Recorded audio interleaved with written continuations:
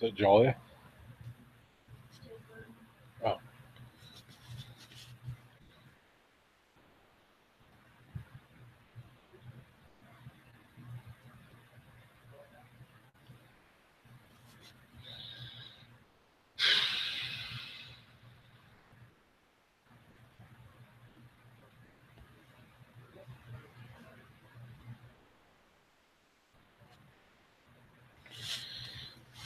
What's up, Jeff? What's up, Drews? Yeah, also I'm coming to you from a different location, also. That's why I'm sitting up. What's up, minions?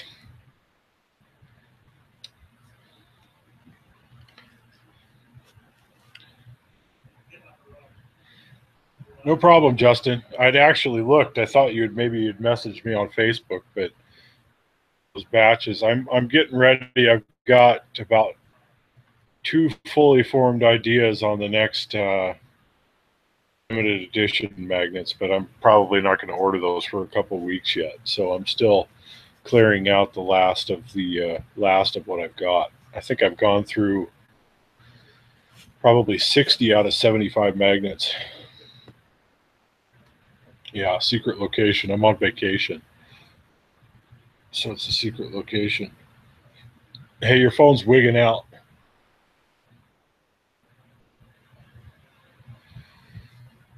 What's up, Dickie?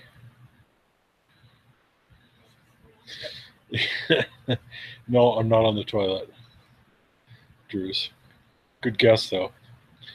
It's like let's not get carried away. Oh, so it's like a 2-day vacation.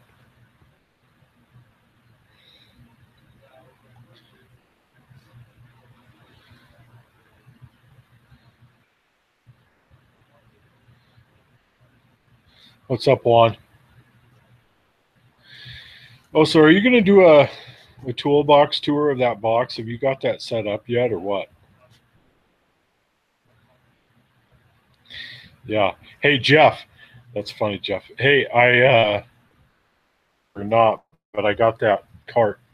I emailed the guy. It was funny the exchange we had because I think he was trying to get more money out of me. But at one point he said, we really shouldn't even be negotiating price online at all. And I thought, on eBay, I, I don't understand that. What's up, Junkie? Yeah, minions. That scanner's like $170. I had told you at one point it was like 209.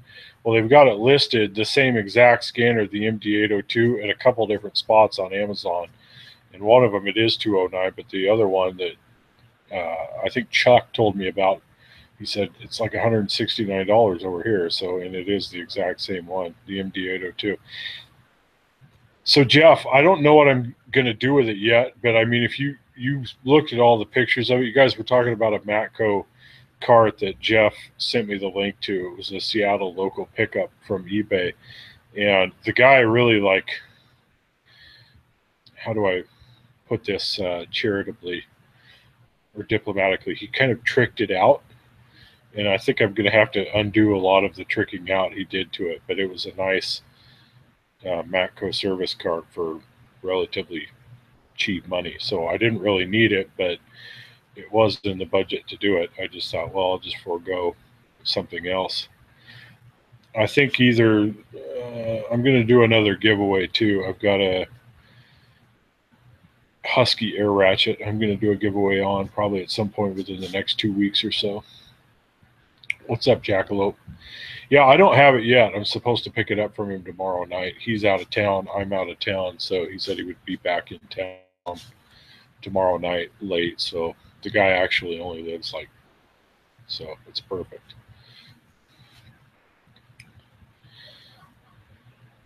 Jerry rigged. That's a good way to put it, also. That's very, very apt.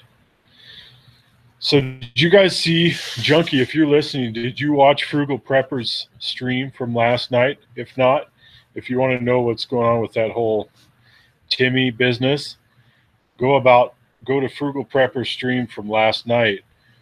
Go about an hour and 10 10 or an hour, 11 minutes into it, and just watch the fireworks happen, because everything came to a head. They finally got the guy on the record, him having to answer for all the stuff he's done over the last year. Finally, they got him in a public forum, and it was not good for him. He got it.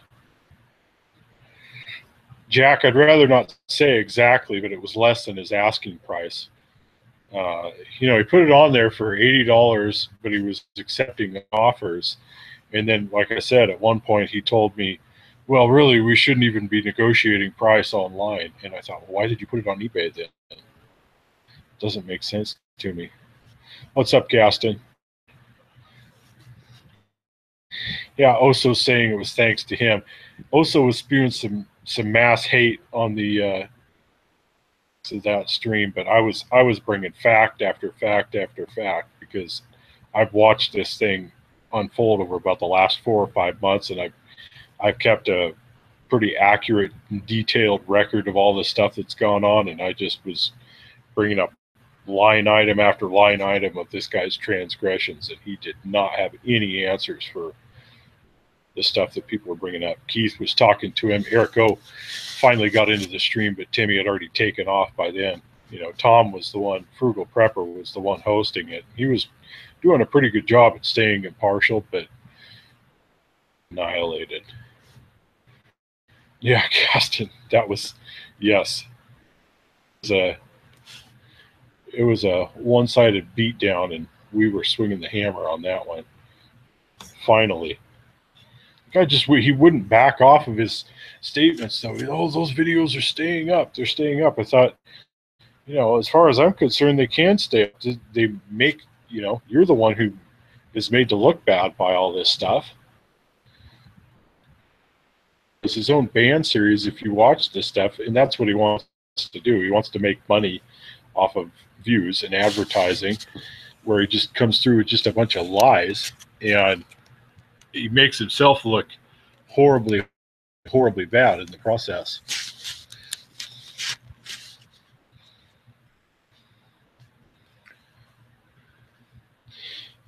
He's not sending you that flashlight, so I talked to him after that. He's sending it to me.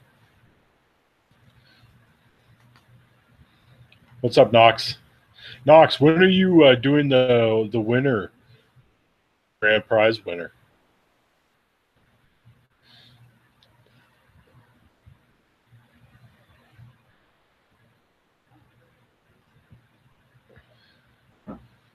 Yeah, Junkie, did you already see that? Did you already watch the stream? It's funny because it's over on Tom's channel, and Tom, he won't ban. Tom describes himself, Frugal Prepper is his channel. He describes himself as libertarian with a capital L, and he holds to that. That guy's a free speech guy the whole way, and he doesn't kick anybody out of the conversation.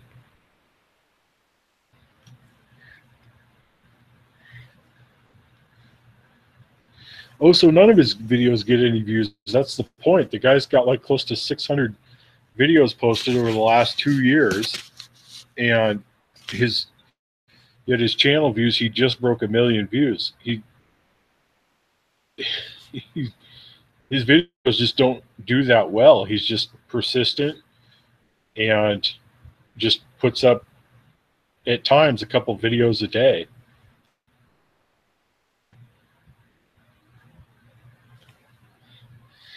Well, I'll give you an overview of what went on. So Timmy's had a couple of live.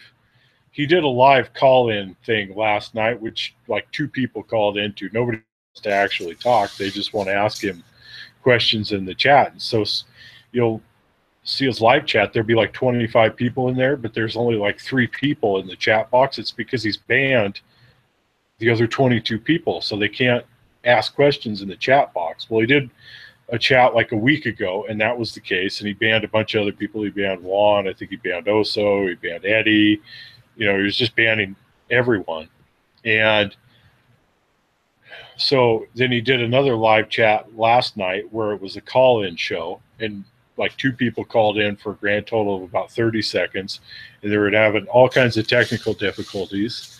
And so finally he just ended his his live chat last night, and then Tom did his live chat, Frugal Prepper, and in pretty short order, Timmy got in Google Hangouts talking to Tom, and then pretty quickly, it looked like Keith and Timmy had kind of buried the hatchet a little bit. And I mean, I can't speak for Keith, but I mean, from the outside looking in, it looked like Keith was, they were kind of trying to forgive and forget, but he got Keith on the line at the same time as Timmy, and Keith basically had a list of questions to ask Timmy about publicly where, you know, he couldn't run away, essentially. It was stuff that band series, he's made 8 videos, and he's made nothing but allegations.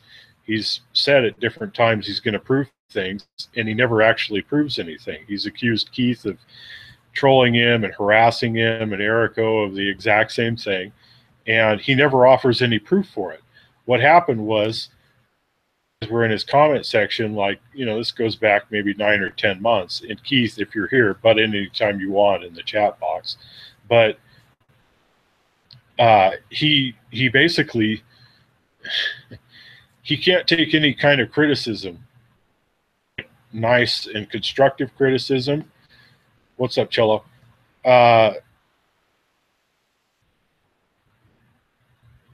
So yeah, Minions, your last questions, he's just taking a break. That's all it is. We're just not stressing about it. We're just allowing that to happen and moving on with our lives. At some point, I'm sure he'll update us, but right now he's on a break. But basically, so all he's made is allegation after allegation. When you talk to Keith about it, like I did like 4 or 5 months ago, Keith said no. Last fall he put up some, late last year he put up something saying, okay, I get all these comment sections about how I'm doing things wrong. I'm going to issue like a top tech challenge, and we're going to have a showdown, and it's, you know, we're going to have a, for whatever, however you want to term it. Well, the people, 2 of the people, Keith and Eric, both jumped at the chance because he had already, I think, banned both of them by then. They emailed him and said, yeah, we'll do that. Yeah, exactly. You know, whenever you want, we'll certainly do it. Cello, the name of the channel is Astral Automotive, Astral Auto Repair. What's up, Top Wolf? So, hey, Cisco, thanks for the channel art. Cisco made me, Francisco Cisco made me some new background art for my channel. And I appreciate it, Francisco. So, to get back to our story, they both said, yeah, we'll do that. Well, then when they called his bluff, when Keith and Eric O called his bluff, Timmy then accused him of harassing him.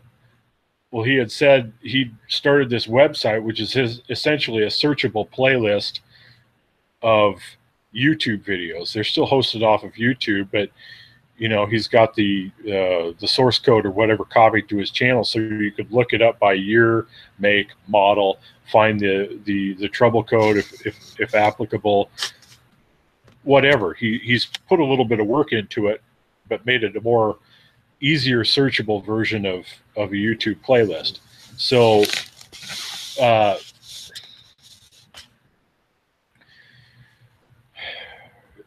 Keith took him up on it, and so did Eric O. And that's when he realized it was going to make him look worse and worse and worse. And I focus on those 2 guys because I've conversed with both of them back and forth about this, and this is what they've told me. But it's not just them. It's numerous other people in YouTube Automotive that have gone through this with this guy. And he's notorious for this.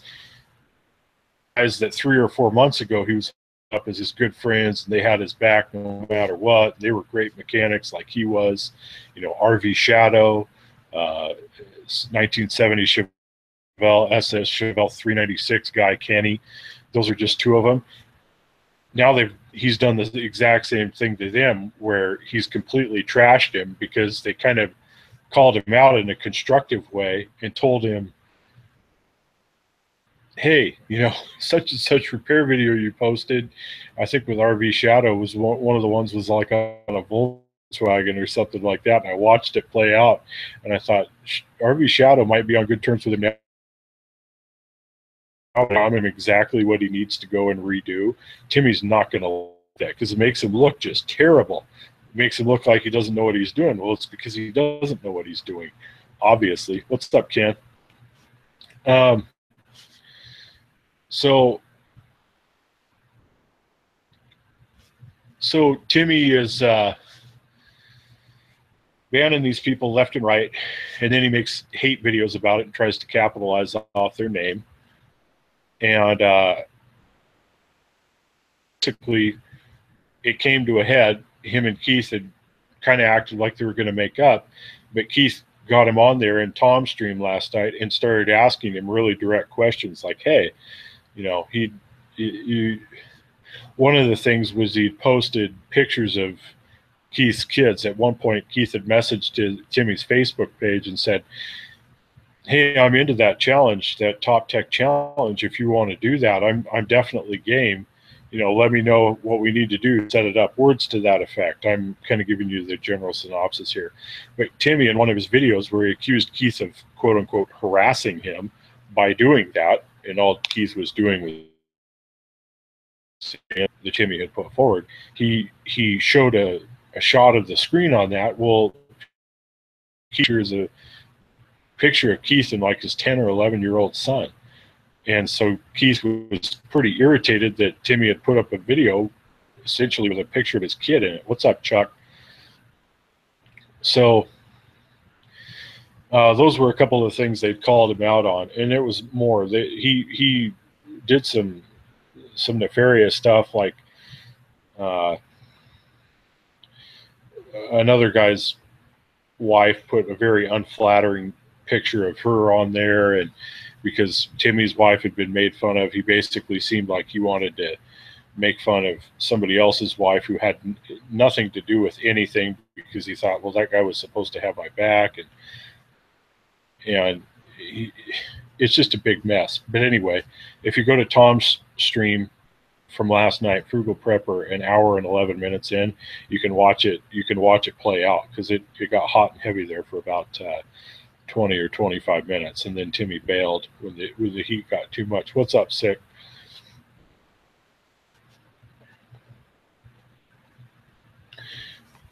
Hey, hit the like button.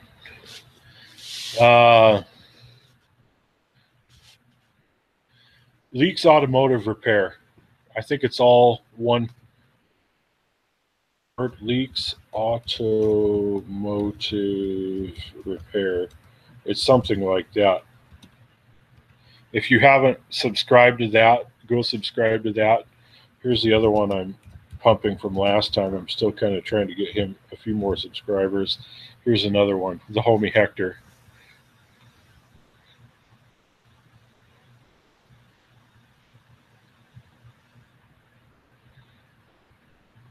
Yeah, I think Tom is going to leave it up. Here's the thing with Tom. He's got like 5,400 subs, but by the time that was like I want to say it was a 2-hour live stream. He's not doing any more views on it live than I'm doing. You know, I've already been referring other people, so he's gotten some views after the fact. I think he's still under 200 views on it, but it's kind of interesting. He's got that many more subs than I do, but his live numbers aren't that good. I think maybe it's because he's got a lot of older subs, and maybe people don't have the bell clicked. Usually with a live stream, if you want to do a good live number, you got to have a lot of people with the bell clicked. Thanks, Cisco. Yeah, Cisco's posting the link to those channels. Cello, I don't even know what that means, but I'll take your word for it. Yeah, the homie Hector's from LA, and he's made some really good videos. Keep in mind, you guys, I'm a DIYer. I'm a pretty good DIYer, but I'm still a DIYer, you know. And the homie Hector makes some very good back to basics type videos, and I'm impressed. He still has under 100 subscribers, but if that guy keeps going, he's going to be big time.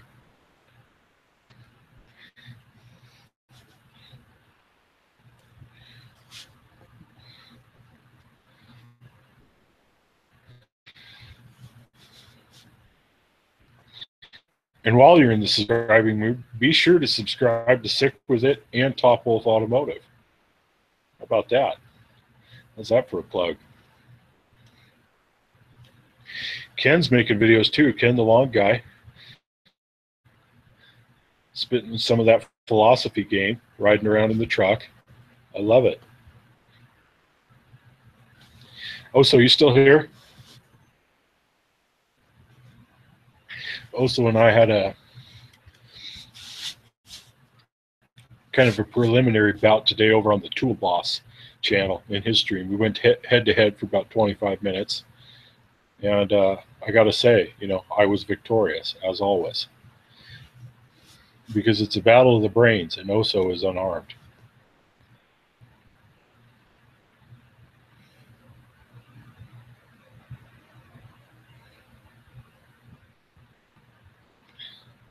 I love for me, huh? Chuck, you got to quit doing voice to text. It doesn't make any sense. Chuck, you don't need me to shout you out. You've got like 700 subscribers.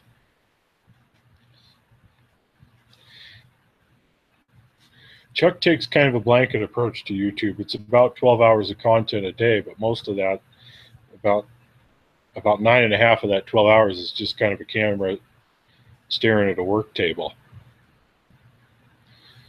And I think that probably would attract a certain segment of YouTube, but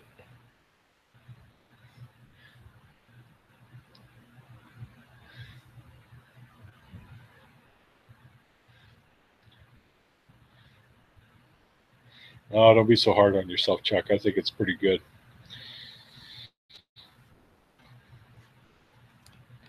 I'm trying to think of other stuff that's going on. Eventually, I'm going to do a toolbox tour, but I'm just kind of saving up. Knox, I got to go back in the chat here. I asked Knox a question, and then I answered. I'm wondering when Hard Knox said he was going to do his the grand prize giveaway.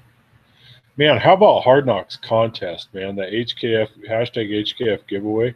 That thing blew up. Oh, it's tonight. He said it's tonight.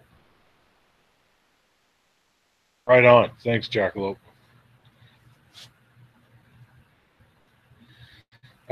Justin Morgan, he's just taking a break. That's all it is. He's just taking a break. Life is very busy for him and business and everything else. So he's taking a break.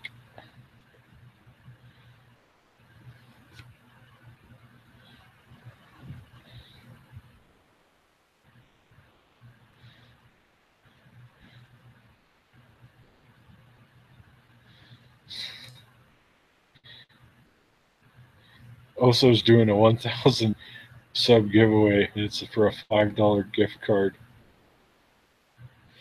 I tell you what, my giveaways in the future, I've taken a different approach because I got a really good deal on the stuff that I gave away, but then I got reamed on the shipping for them. I said, like a giveaway thing, and I got to give it all the little fit in flat rate boxes.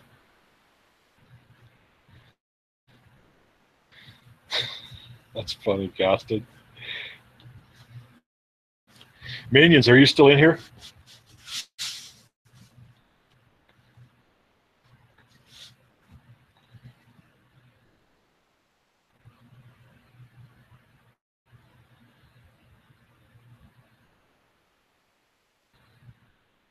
So the giveaway video, Hard Knocks is the video is going to be out on Tuesday, as I understand it.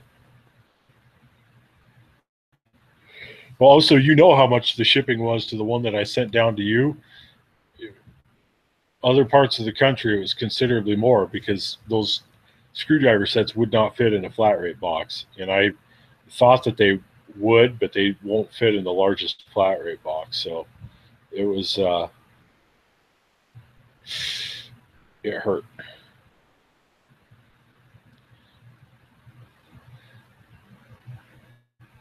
Also, what dollar amount are you up to?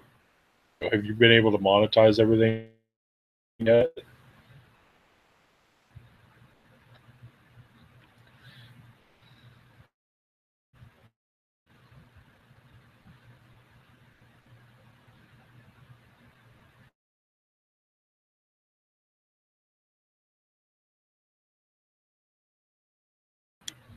Ken, are you giving away? I thought you were giving away a 3/8 set.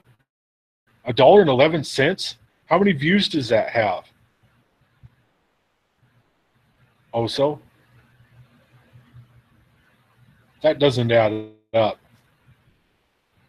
I don't know if you're under a different pay system than I'm under or what, but I mean, I have videos with a fraction of the views of that one, and I'm $1.11 for 15,000 views. Wow.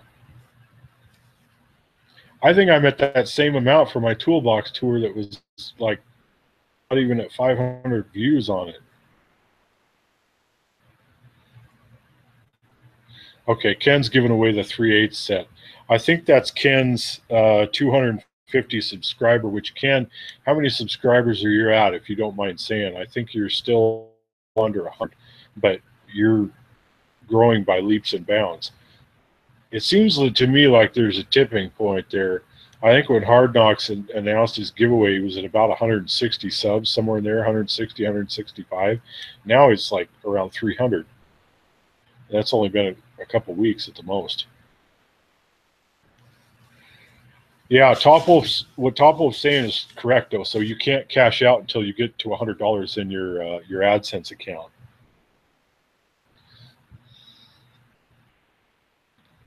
I know, Jeff, you say it's $2 per 10,000. I know that it varies, but there's kind of a mid range there that you plan on.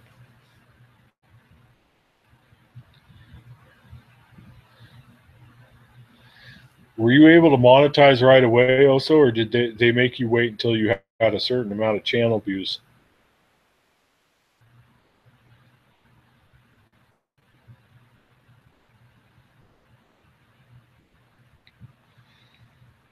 Yeah, Jeff says $2 per 1,000.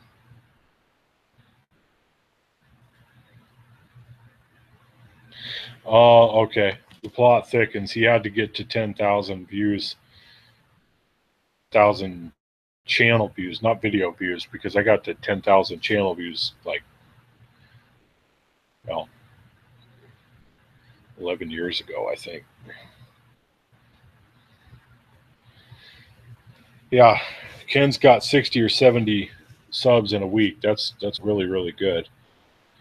The thing is, it's all the people in the streams. It's all the usual suspects. These are the people that'll come in and stay the whole time, or stay most of the time. But you can keep coming in and giving you a thumbs up and watching for a while.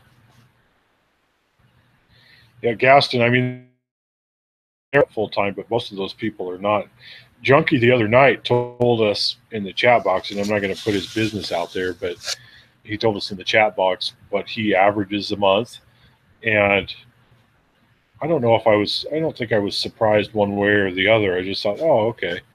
But it wasn't a lot of money, but it was a pretty good amount of money from just doing something on the side. But you can't look at it like a certain amount of hours this week, and I'm supposed to get X amount per hour, because it never works out to that. I think Bruce the other night told what he had made so far this year on YouTube. Also, the Amazon affiliate,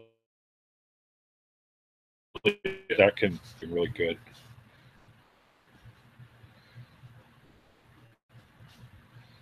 Okay, 822 monetized views for $1.11. Yeah, I mean, you're within range. Yeah, Jeff, how much of that's realistic, and how much of that is YouTube just using as an excuse? Because Google's never made any money with YouTube, as I understand it. I know that was the case 6 months or a year ago. They were not in the black on YouTube. So this might just be a convenient time for them to cut back the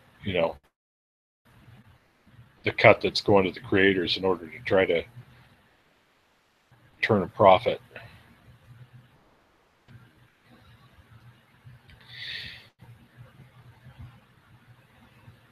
Yeah, Ken says everybody who wants to enter to comment on that one video. I think I did comment because I thought, well, I could use Snap-on 3/8 set. I could use it, but I probably wouldn't. I'd probably make like a to it and bow in obeisance every morning.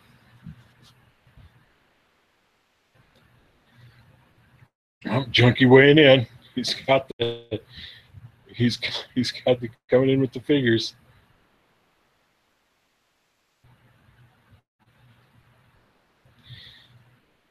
The problem is, Junkie, I don't know if I could do that on the fly here.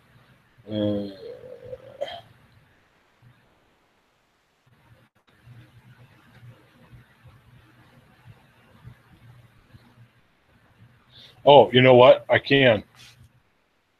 Hold on.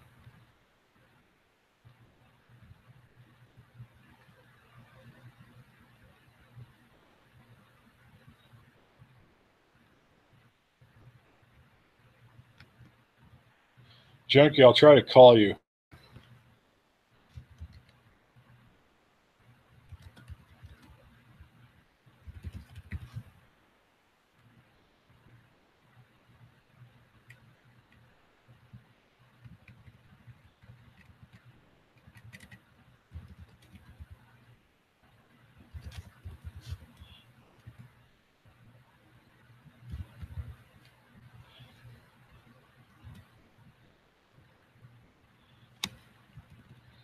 Yeah, this isn't going to turn out well. Hold on. I'll see if I could do this just for effects.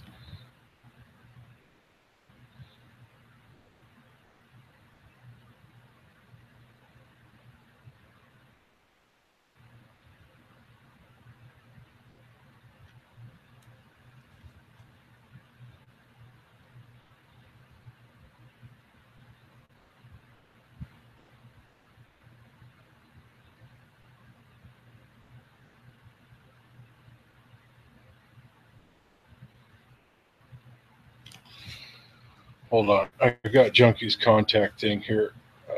It's going to take me a second, you guys, but I can do this.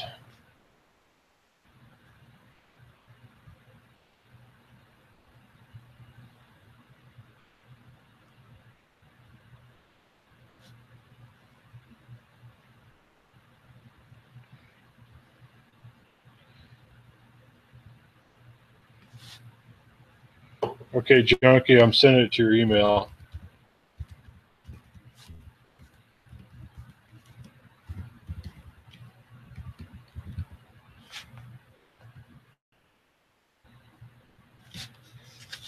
There. I sent the invitation to your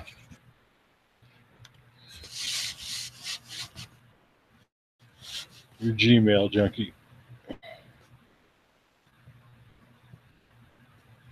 you haven't already, hit the like button, gentlemen.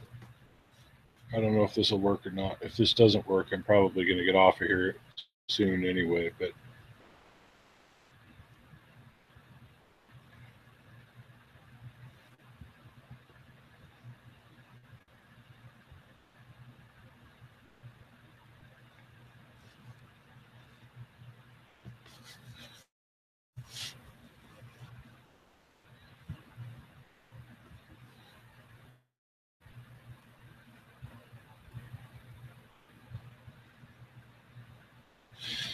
yeah. So what Frugal Prepper had said before about his, he says as part of the license agreement with YouTube, you're not actually supposed to say exactly how much you make, but he said for him what it's averaged over. He's been on YouTube is if you go to social blog and you give you right about in the middle of the range that they give you per month, that's it.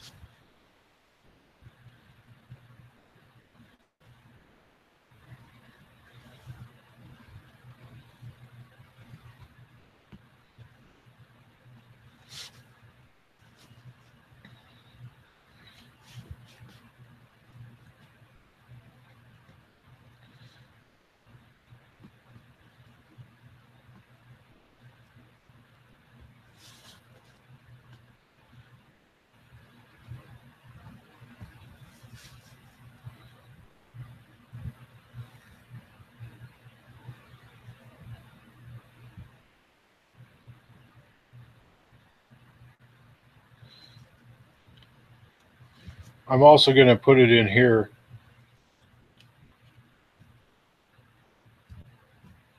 Oh, that wasn't what I wanted to do.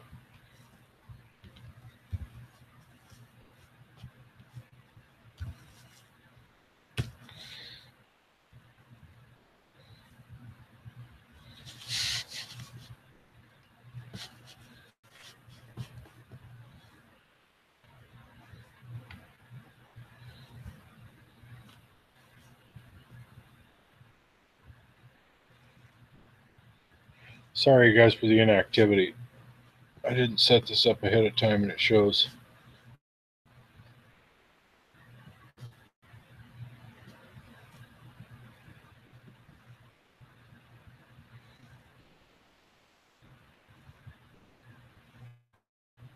Yeah, also, and I asked him earlier today because he keeps pestering me about going live, but he'll never do it himself. And he claims that he can't because he's at work.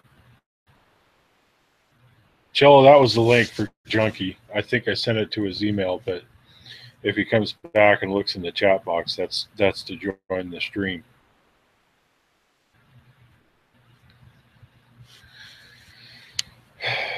Did Minions ever say hi? Also, what do you think about Minion stream earlier?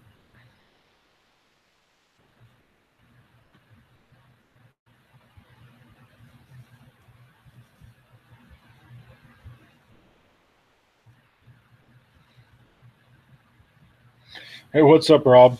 If you guys haven't subscribed to Rob's Wrenches, that's Rob. That's Shaka 38, aka Shaka 38. He's been around for years. He just started making videos, so you should sub to him too. Are you there? Yeah, what's up, man? All right. Can you see me? All right, can you see me? Hold on here. Better? Yeah, there you go. All right. All right. So what do you guys want to know? Yeah, tell us what it's all about. Okay, so like the YouTube money, how it's been working for me is when I started my channel, I started it luckily before you had to get 10,000 views like Oso had to get, if you get what I'm saying. So November, December is the best time you're going to make the most money in those 2 months because the ad revenue is so high, if you get what I'm saying. Right, probably especially for tools too, I would imagine, tool-related stuff. Yes, it's through the roof. So basically what you have to do is the more that the people like your video and they share it, your dollar amount goes up. So when you first started, your cost per million or whatever is really low. So then once it starts going good, where I have, like when we were in the Big Six, I had the longest view time of anybody.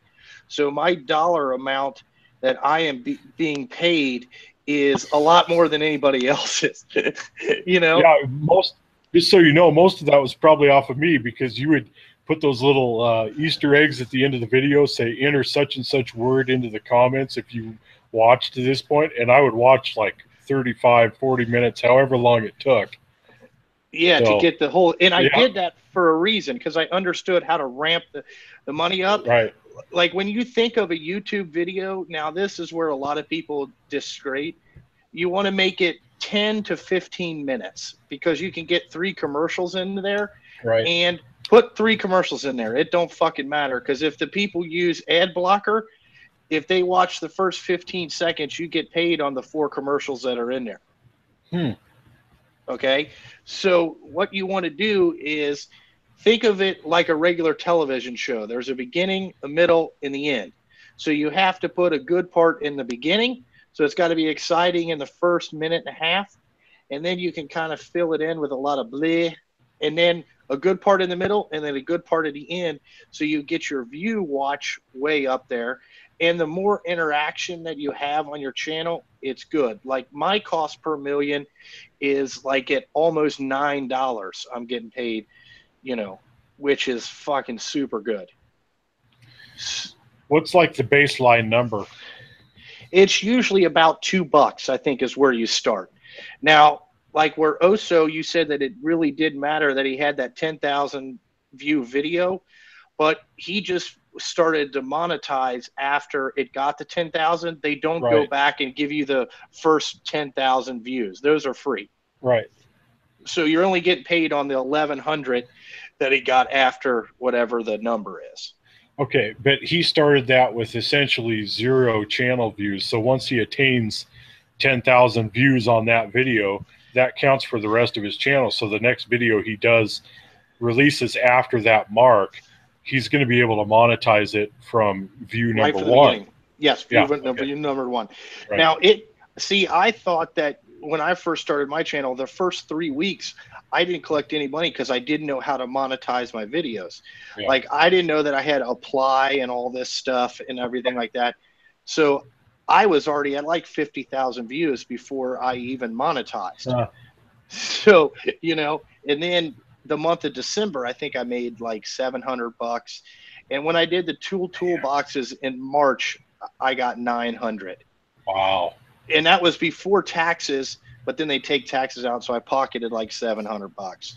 Okay. Now I don't mean to throw a wrench in this, but a little bit off topic, but have you done any work with the Amazon affiliate stuff?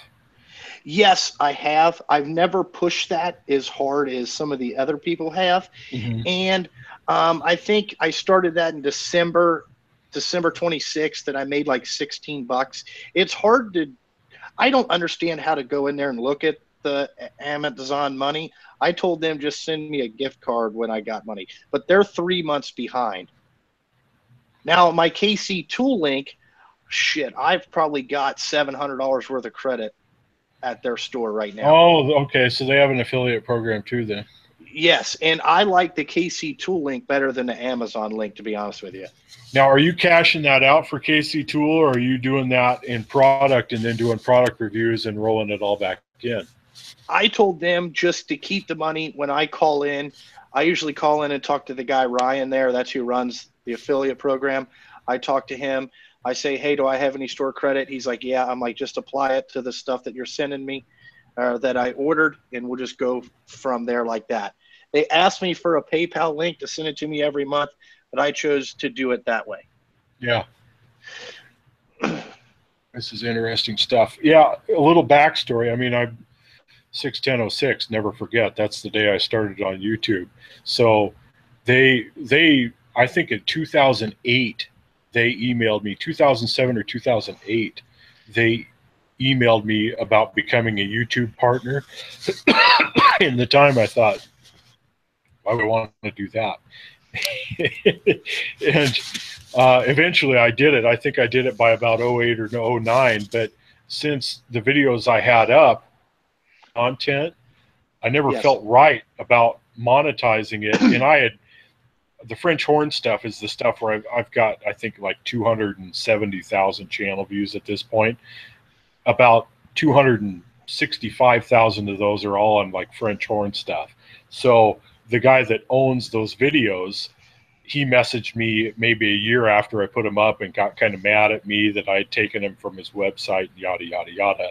And I offered to take him down, but, I was apologetic about it. And I had never made any money off of it. So he said, we'll just leave it up. But I remember at the time, how could you make money off of this anyway? Well, this was before, and all these people making millions and millions and millions of dollars. I remember back in the day, rumors about Nut and Fancy in like 2009. Oh, he's making so much money off of YouTube. I just didn't even think it was possible.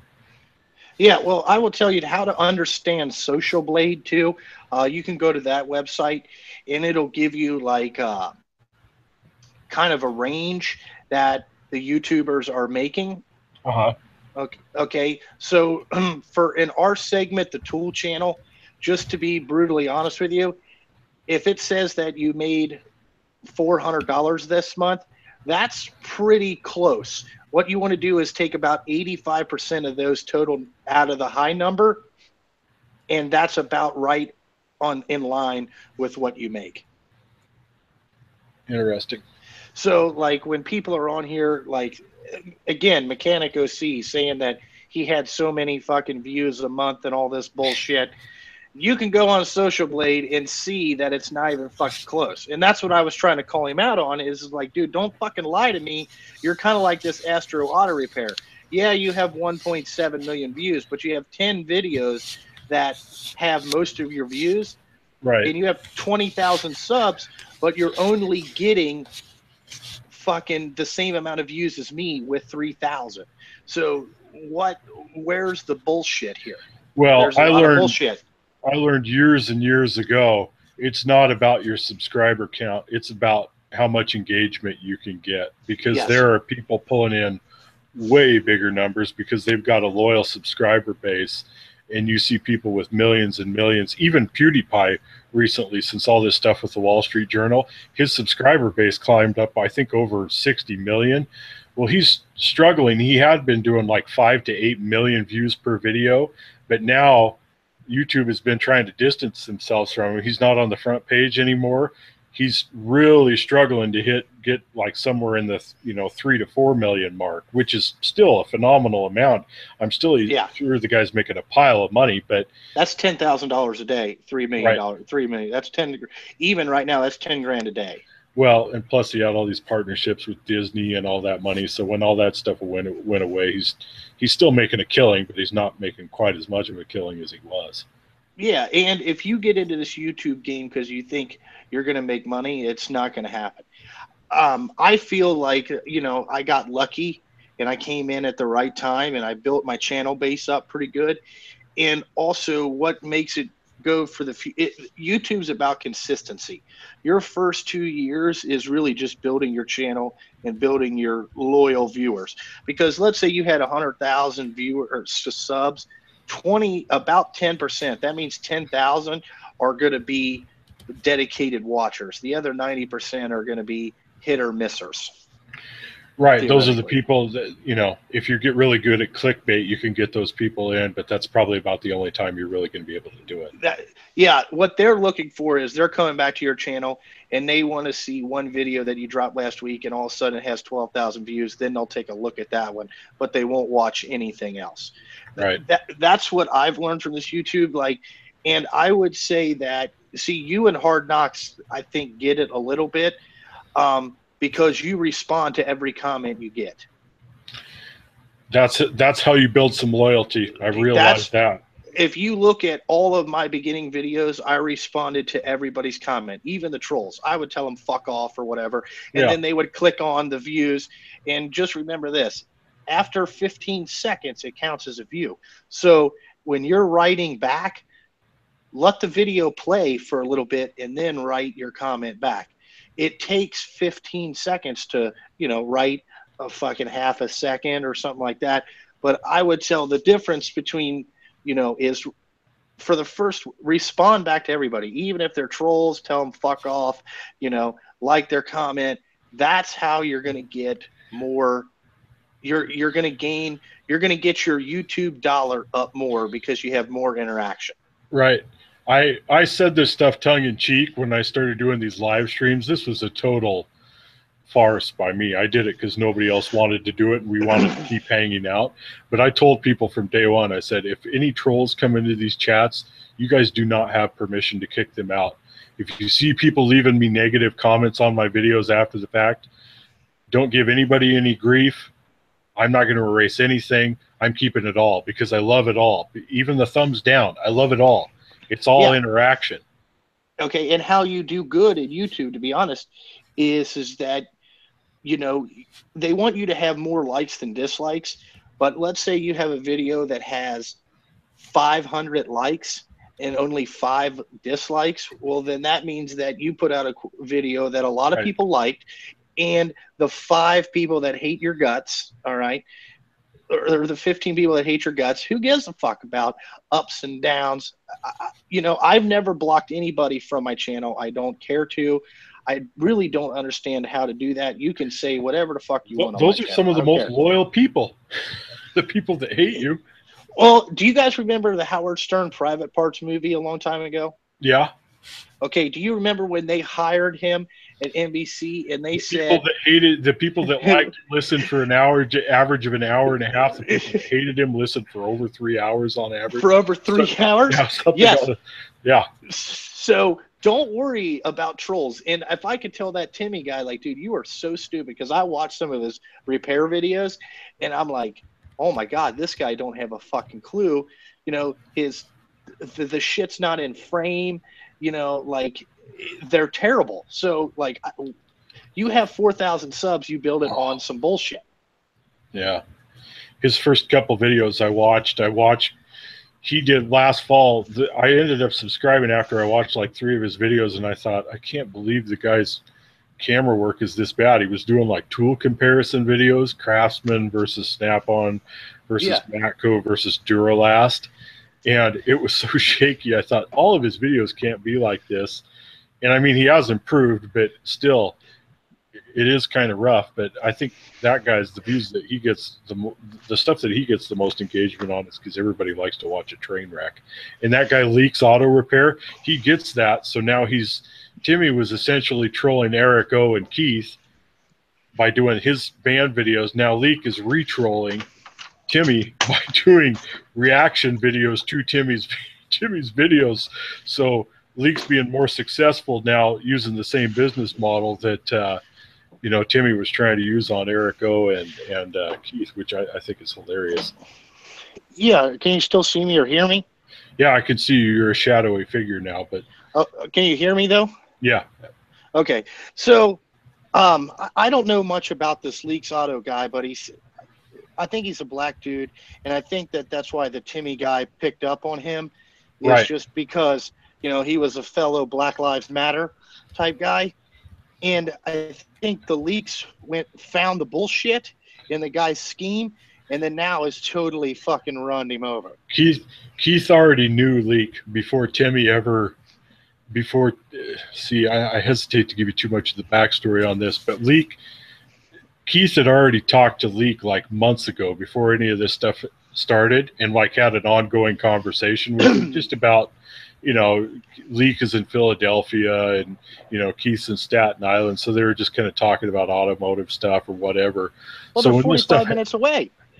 Yeah. So when this whole thing kicked off, Leak didn't realize that Keith knew all the backstory, and that Timmy, as far as Leak knew, it was only the Eric O stuff. Well, after Timmy made that video and then Leak made a video, Keith called him and was like, hey, here's what was going on. That's why late that night, he instantly posted a retraction and said, hey, I didn't know, I only got the partial story. So the groundwork was already laid for that. But I mean, you watch Timmy's videos, man, the guy's he's a total snake, the way that he conveys his stuff. And that was his appeal to Leak, was essentially, I know what you're going through, and you need to be one of my followers, and so on and so forth. This is just disgusting and patronizing. I mean, I mean, he picked him up. Yeah, obviously, I'm not black, so I can't really go there. But that's basically what he was trying to tell him in thinly coded language. Was I'm black, you're black, you got to be on my side. Yeah, stick together. That lasted about 2.5 hours until he got the backstory on it. It was like, oh, no, I'm definitely not friends with you.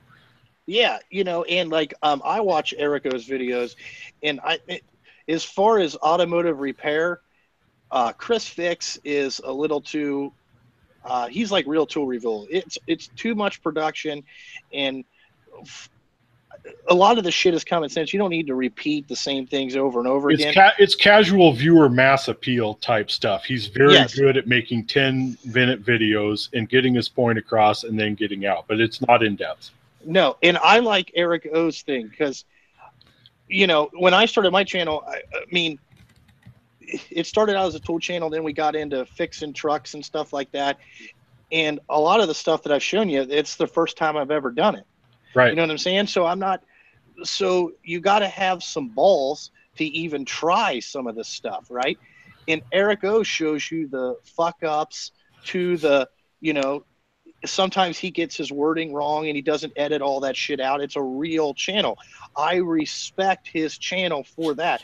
And I've learned a lot of stuff like how to use a test light and gauge some things from that video if you're intelligent enough to watch it and know what to do Sure. there. You know what I'm saying? Yeah. So, and Keith doesn't do a lot of videos, but I think Keith is kind of like in the AVE world. If the dealership can't figure it Yep. out, they call Keith the headhunter in. He's getting the And worst 5% of everything, and that's what he's yeah, specializing in, the unsolvable case. yeah, and those are the guys that make the most fucking money.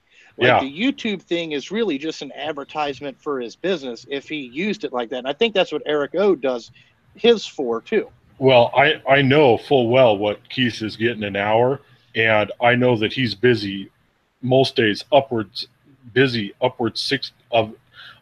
of 16 hours a day getting that amount. And I mean, Keith does really well, but it's because he's gained the reputation over the last 15 to 20 years of the guy that can just solve the problems that nobody else can solve. Yes. Okay. Well, as I would not, okay, to me, I would not call that guy out because I'm not that smart. You know what I'm saying? Like, to be honest with you, like I can figure some stuff out, but I am no for like they would send me the worst 5% of that shit, and I would look at them like I had 5 heads. Like, I mean, I don't know what the fuck's wrong with this thing.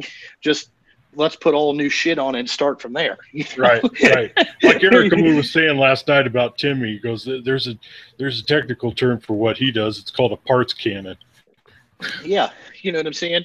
You just change everything. But you know, like I subscribe to their channels and stuff Right. like that. And shit. I mean, Eric O, as far as I'm concerned, I think he's better than Eric the car guy. He's definitely way better than Chris. Eric, okay, so Eric the car guy, in I think last month or the month before, if you go look at his newsletter on his website, he listed all this stuff out. He clearly delineated what he thought of people. He said it was basically the stuff that I just said. Chris Fix is really good at making short videos that most people can understand. Chris Fix is awesome at YouTube. He said, if you want a channel, though, that is an in-depth auto repair, like in line with videos that I used to make, plus more, Eric O is your guy. He is the guy. You know, he passed the torch right there, just in plain print on his website, and said, that guy has an actual running, working shop. This is what he does full time. Videos are part time for him. He's showing you how he is actually making his money every day. So if that's the content you want to watch, that's the channel to subscribe to right there. Yeah, and I'm too, you know, like my channel, like I've had some hour-long videos of me doing repair stuff, and you know, I'm starting to do more repairs from other guys out there in the trucking community that I'm in. McPhee? Well, yeah, me and McPhee. McPhee is just a young kid that, you know, he's a good kid, but he needs some direction and he wants to learn. So that's why we made that brake video. He wanted to learn how to put brakes on a car. Yeah, you're adopting an adult child. That's good for you, Junkie. Well, I'll go into a backstory about something else later. But anyway, okay. So what was I going to say? Anyway, like the guys in the trucking community now, they heard me talking about my YouTube page and fixing stuff, you know, and I've got a lot of business from guys that are out there in the trucking business. They want me to work on their trucks on the side. So I've turned this YouTube thing into making more business for my regular business because they can see that, A, I get the job done, and they know that the truck runs the next day. So it can't be, you know, and one of my trucks are the ones that usually don't break down very much. I've had 2 this year, and one was an electrical problem that I probably would need like Erica or Keith to figure out what was actually wrong with it. It was a ground wire that was shorted out. But anyway, so I think that's good if that's what you're, you know, trying to use YouTube for. And that's what I'm trying to do it for, you know, like that's why I have so many tools and all that stuff. But anyway, to get back to the McPhee thing, when I was 18, I was a pipe fitter. In my first day in, I met this guy named Kevin Brown, and he's been like a father figure to me. He is one of these AVE type guys. Can fix anything, was the best welder by far east of the Mississippi. This guy is absolutely phenomenal. And he took me under his wing when I was 18 years old. And I lived at his house till I was about 22, and he taught me so much. I mean, we worked on all kinds of stuff. So me with McP is kind of doing the same thing. I'm teaching McP stuff that I know, and he hangs out with me, and hopefully he'll learn, and then you pass the torch on. That's really how you get better. Right. You know? Yeah. It's essentially it's an apprenticeship program. Essentially, it's like old school. That's the way they always used to do it. They would move away and go physically move in with somebody else, and that person would teach them a trade. Yes, and McP, he's having a brand new baby that he got a one night stand girl pregnant, so he needs some extra money. So I have him and another 18-year-old kid from a diesel school that comes down every Sunday, and they grease the trucks and adjust the brakes and wash some of the stuff, and that's their job, so I don't have to. But the 18-year-old kid, Eric, we'll be doing some brake videos and stuff in the future with him, but he's actually studied to be a diesel mechanic. So, I feel like I'm giving back a little bit. Yeah, it works for everybody too. Go into the story a little bit. I forgot the guy's name off the top of my head, but the guy who was Jim? Yeah. Explain the backstory on him, because I know it, but not everybody in here knows. Okay, so Jim, when I got the Western Star and I drug that out of the field, I took it to this place called Braze. And Jim there is the shop foreman. He's been a master mechanic for 30 years. Okay. He can fix anything in a truck, can cobble it back together or fix it right. And last year, my Cummins blew up in the Western Star, and me and him fixed it in my shop in 4 days. He came and helped me, and I bought all the tooling. And what it did is our way of fixing like big repairs line up together. We work really well together, and my skill level complements his skill level, like on neatness and cleanness and, just our thought process and what we can task. Yeah. We work really well together. And he's asked me a couple times just to start a full blown diesel shop and let him be, he wants to start his own business. I just don't have the 50,000 that I need to get that going. But if we ever get to that point, Jim is the guy to hire. He's a master cat technician and Cummins guy. Yeah. So, and a lot of people call me to get to Jim to find out a lot of problems with their trucks and stuff like that. But Jim comes in on the big stuff where we need two people. And if I can't figure it out, I call Jim. He doesn't charge me. I pay him, but he doesn't charge me an outrageous shop rate if I take it over there, and he'll come and fix it on the side. As long as I have Bud Light and everything like that, he's happier to Jaybird. But that's cool. That's Jim. And Jim's kind of an old school guy. So like when we did that clutch video, I started talking to him about what, how did he learn and all that stuff. And we're going to be doing more of that this year. Hopefully in the winter, we're going to do about 4 engine rebuilds, and we're going to you guys will get to meet Jim a lot more. You said at least one of those is one of your trucks, right? Yeah, we're going to do the Sterling. Yeah, we got to do one of those. It's just blowing too much oil. Just so you know, I don't know if you can see the chat or not, but there are a couple of people saying hi to you. Frankie M and Matt G6 are saying hi.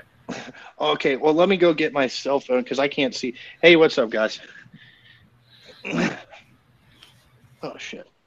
If you guys are just joining, this is the 61006 Never Forget show with MD Lee 52, special guest, the Snap-on Junkie. And we're back. Yeah. I feel like I need to throw to a commercial now. Yeah, maybe you should. No. Your Tinder commercial dials up there? Yeah, or a Match.com. Wife's going to be thrilled about that. But, I mean, I'm pretty much an open book. I've always believed that, that, I mean, shit, dude, you know how many mistakes I've made in my life? Like I've made a ton of them, man. And, I don't think that mistakes make you a bad YouTuber or whatever. It is what it is. Yeah, I kind of know what you're referring to there. What is it? The quote from Confucius, a foolish man learns from his own mistakes. A wise man learns from other people's mistakes. Well, there still have to be some mistakes made in there, and somebody else has to make mistakes in order for you to access their mistakes. So I don't know. I've always been kind of the camp that made more of my own mistakes, but it is helpful when you can see other people do things and think, oh, okay, here are some of the potential pitfalls and whatnot. Yeah, like, man, I mean, you watch other people's videos that, I would say that the tool group that we had, we probably started a lot more tool channels than what we probably get credit for, just because they saw us doing it, and everybody else wanted to be like, well, man, if these dumbasses are doing it, it could be easy. But it's really not easy, because you have so much time, and I'm sure Hard Knocks has told you, just in editing videos, it takes fucking forever. Like, it's unbelievable. It's so difficult. That's why I can't. I know myself too well, and if I got into that, I would want to do really well at it. And he's told me some of the numbers that he's piled up, just hours and hours of editing. And I think, I mean, that's a heavy price to pay. You really got to be committed for the long haul in order to be willing to do that. Yeah, like MD Lee, when you first saw me, all my first videos were unedited for about a month and a half. Like, they were first take, fucking run with it, right, go with it. You know what I'm saying? And some of them were actually pretty good on a one take wonder there, and that's hard to do. But if you want to get better at editing, the more comfortable you get in front of the camera, you'll learn what to say and how to give yourself pauses to be like, oh, fuck, I fucked that up. And then that you made a pause there, and you got to check in and out, and it just makes it a lot faster. In the comment section, oh, so you're being too harsh on yourself. For your first two videos, you've done very, very well. Or you or your wife or whoever's doing the editing on those, I think you're doing better than you think. But somebody made this point the other day. Maybe it was me talking out loud to myself, but when I heard it said, I thought, wow, that's a really good point. But if you go back and watch AVE's videos from a couple of years ago, I mean, he's nothing like he is now. I mean, he's not nearly as polished as he is now. And now there's a certain appeal to the polished, lack of polish, so to speak, in his style. He's got definitely his own individual thing, but he flows much better. It's effortless for him now. You can tell. Yeah, and I've noticed that my videos have got a little bit better. I don't like the polished, let's call it the real tool review type videos. Those are not appealing to me. You know what I'm saying? I've had interactions with that guy. That dude's a good dude, but come a long way. I don't know fully what his background is. Like you said, I think he has some construction background, but I know there are questions. There are questions about who is backing him and so on and so forth. But I'll give the guy this: the guy's put his time in. Nobody can take that away from it. And he's got a lot of videos. And if you go back to his video style hasn't changed that much. His editing and stuff has got a little bit better, but his video style, he's not changed it up. Like I change the music every time in my intro, just because I think, and if you're smart, the music kind of tells you how the video is going to go. Like, that's what I change it to try to make it, you know what I'm saying? Like, so I'm thinking of all this different stuff, but I like kind of like I'm kind of working on getting it refined a little bit better, where my delivery is a little bit better, but it's still that raw, real, one guy, no bullshit. This is what it is. Take it or leave it type style. Right. To appeal to the masses, really. I think that a lot of guys want that. You got to know who your target audience is. Yes, and I pretty much know who mine is. It's dumb hillbillies like myself. That's who I want to appeal to. I think Matt, just so you know, I think Matt G6 thanked you for the comfort grip videos. He said he changed out 2 of the grips on 2 of his Snap-on ratchets. Hey, well, if we're helping people, that's all that we're doing. Shit. like man, I've been watching a little bit different channels because like I want to do a video to talk about the 3 levels of the tool channels that are out there. You know, you have your polished guys, then you have the guys in the middle of the 6, and then you have kind of the underground guys. And I put like you know, the guys that do the live stream stuff. It's a little bit like you guys watch everybody, yeah, but it's this just is the insiders. This is definitely the insider chat. This is the one that the people in the know kind of pay attention to. Sick gave me an idea the other night, and I'm still thinking about it. And he's saying stuff to me about it now.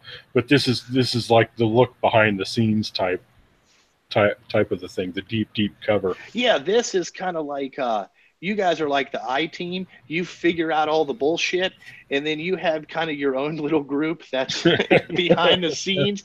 So there's 3 different levels, I think, of this thing, and what's going on is great because.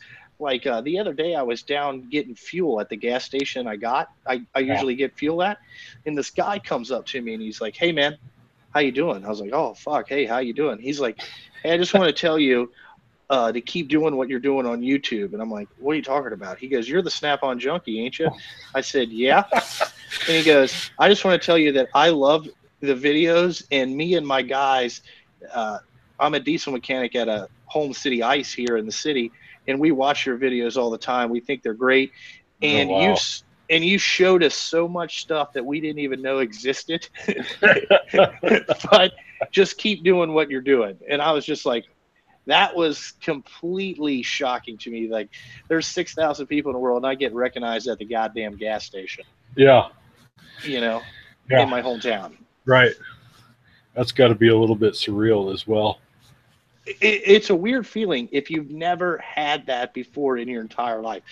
Think about it if somebody, like, I don't know what you do for a living. I heard you talk about union steward, so I thought you were, I didn't know if you drove a truck. That was, I drive a truck for a certain nonprofit that specializes in donated goods, and I'm a non-CDL driver. I was a union steward in a previous career for the Postal Service. Oh, okay. All right. Well, I mean, we don't need to dig into all that, but I'm just saying, like, that would be like you getting out of that, and they walk up to you and be like, "Hey, MD Lee, love your live streams." Oh man! And think about your face when somebody tells you that. Like, yeah, I don't know how I would keep myself from just clotheslining him right there and say, "How dare you watch my channel?" No, then I'd throw about 3 free magnets at it too. Yeah. No. It was a very humbling experience. Yeah. So, you know, I could understand if you were at AVE's level and he doesn't want to be seen or recognized because, you know, that would be pretty weird if they, you know, if he still does his real job where he's a fix-it headhunter, you know, and they're paying, you know, the company's paying $4,000 an hour, and somebody's like, "Dude, you're AVE from YouTube. What the fuck are you doing here?" You know, they're getting admiration from fans and getting on the clock. Yeah, you know, you got to sign autographs and shit. I understand that. You know what I'm saying? Like, after meeting a person, one guy coming up to me and wanting to, you know, like, just like, you know, he was like in shock that I was getting fuel at a gas station. Yeah. Like, you're famous on YouTube. Don't you have somebody to do that for you? Yeah, you know. And he's like, no, he just asked me, he said, "How many hours of sleep do you get a night?" And I said, 4. That's it. I said, "It's in the morning. That's all I get." But anyway, you know, like, I think it's fun to come on here and talk to you guys because, you know, you've been a long time viewer, and the people that are in your, you know, in your inner circle, if I may call that. You know. this is the hardcores here. This group. If technical question while I'm looking right at it, what camera model are you using to live stream? Frankie M wants to know. I am using right now. Yeah. Or what I usually use. Right now, right this minute. Okay, I'm on the iPad Pro, the first edition, front-facing camera. Well, there you go. Par for the course, you guys. It's always the Apple stuff that's got the best camera for this. Yeah, but the one that I have upstairs that I usually do the thing, that's a Logic 1080 HD camera. Logitech? Logitech, yes. Okay. You know, but you got to stream the live stream in 1080 to do it. You know what I'm saying? Like when me and Yeah. Bruce used to do them, he would run it from his, and then his video quality was so shitty all the time. Where if you go back and look, mine looks crystal clear. You know? Yeah, that when he was doing it, he wasn't even doing it through Hangouts, was he? He was doing all of his through. He wanted to do it through Skype, Yeah, and Skype is hard to do. It jams a lot of bit rate. Skype takes a lot of bit rate. It's more for like a business, where the Google Hangouts will give you high quality, and it's a little bit easier on your internet. I got you. Keith's Yes. Keith just weighed in here. I think that was a joke for Keith. Oh, what did he? He said Snap-on KR655783. I think that was in response to what kind of camera you were using. Oh, okay. Yeah, because everybody knows me as the Snap-on Junkie. The Snap-on Junkie. Hey, I'm going to tell you a funny story. The video, I got kicked out of a Harbor Freight today, and almost. You've never lived until you had that happen to you at least once. Okay, well, I was filming in a Harbor Freight, and because I bought some stuff to do some comparison videos, you know, because I think it's, you know, I'm kind of weighing in on the AVE thing, trying to figure out how this dude is cheating the system. Right. So I bought a Harbor Freight gun. And to be honest with you, the gun's not that bad. It's not as powerful as they said it is. Okay, so you bought the top of the line Earthquake. Yes. Okay. But if you watch the video tomorrow, it's rendering now. I'm going to put it up tomorrow.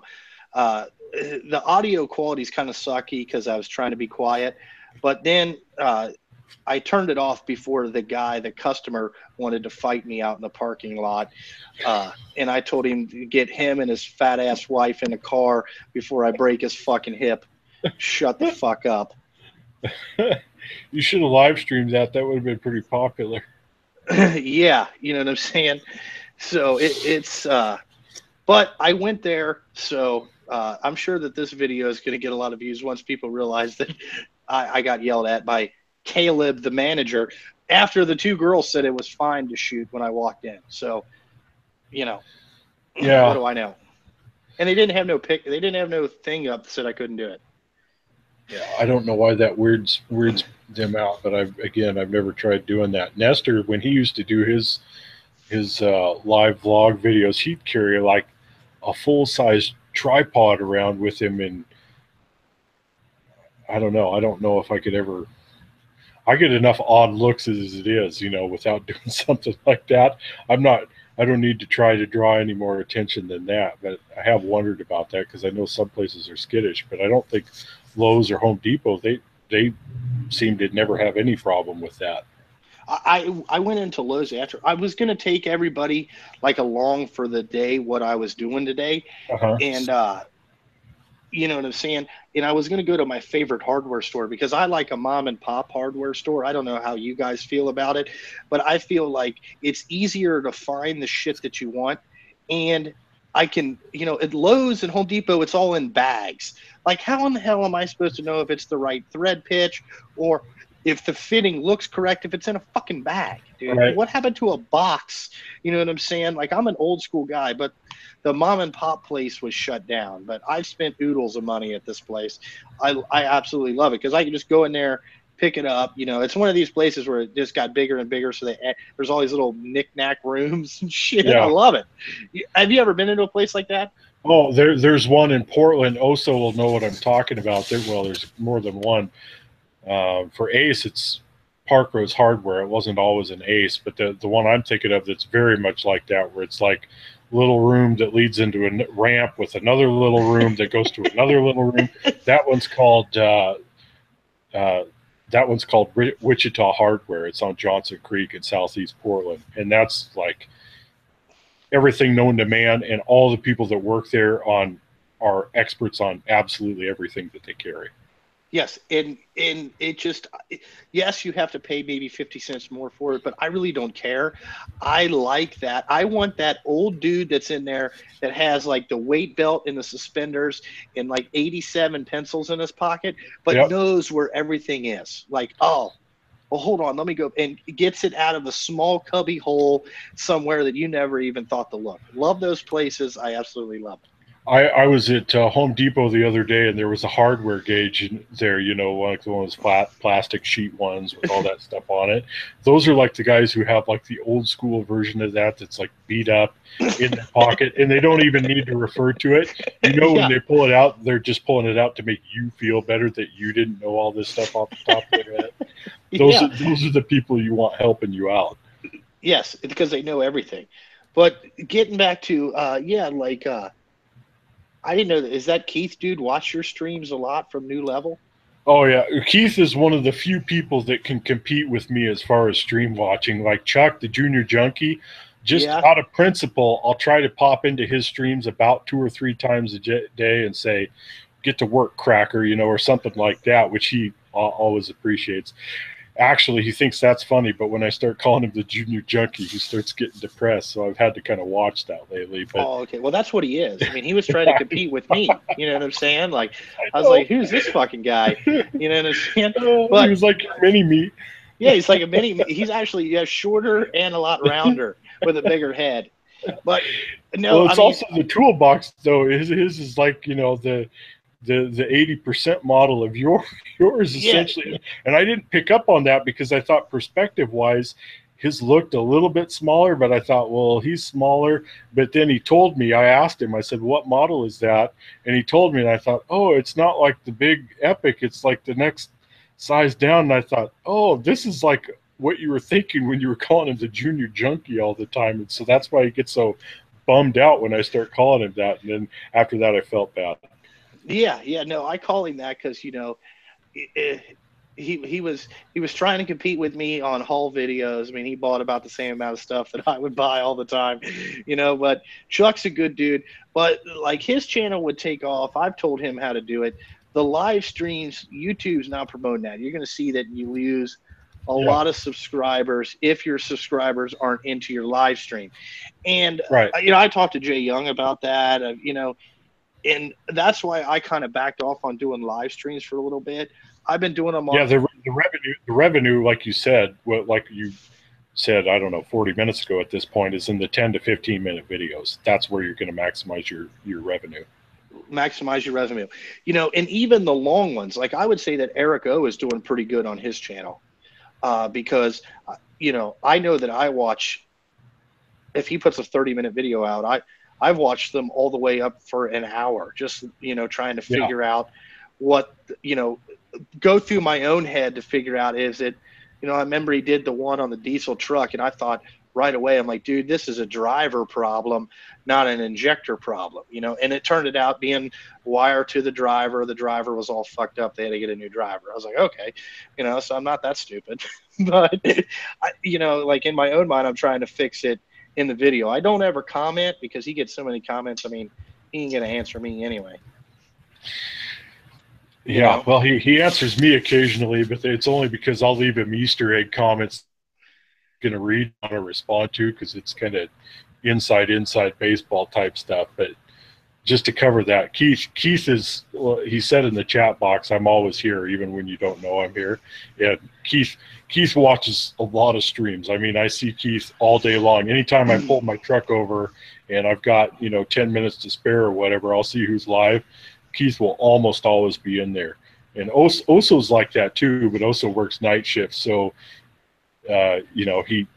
he may be asleep during the day or whatever, but he's the MD Lee 52 or the Keith of the evenings and nights. Yeah, because I was gonna say, like, I know that you're in a lot of live streams, and like that Frugal Preppers one last night, I would have liked to, you could have sent me a little message in the Hangouts like you Oh, did before to let me watch that because I would have called in, dude. I would have chimed in on that shit because, okay. So I would have went there was two ballistic. different live streams. Timmy it was obvious he got really bummed out because his was when Frugal picked up, I didn't have the bell clicked on him. Hard Knocks texted me and started like freaking out over text. He goes, Eric O's in here and Keith's in here and they're talking to Tim.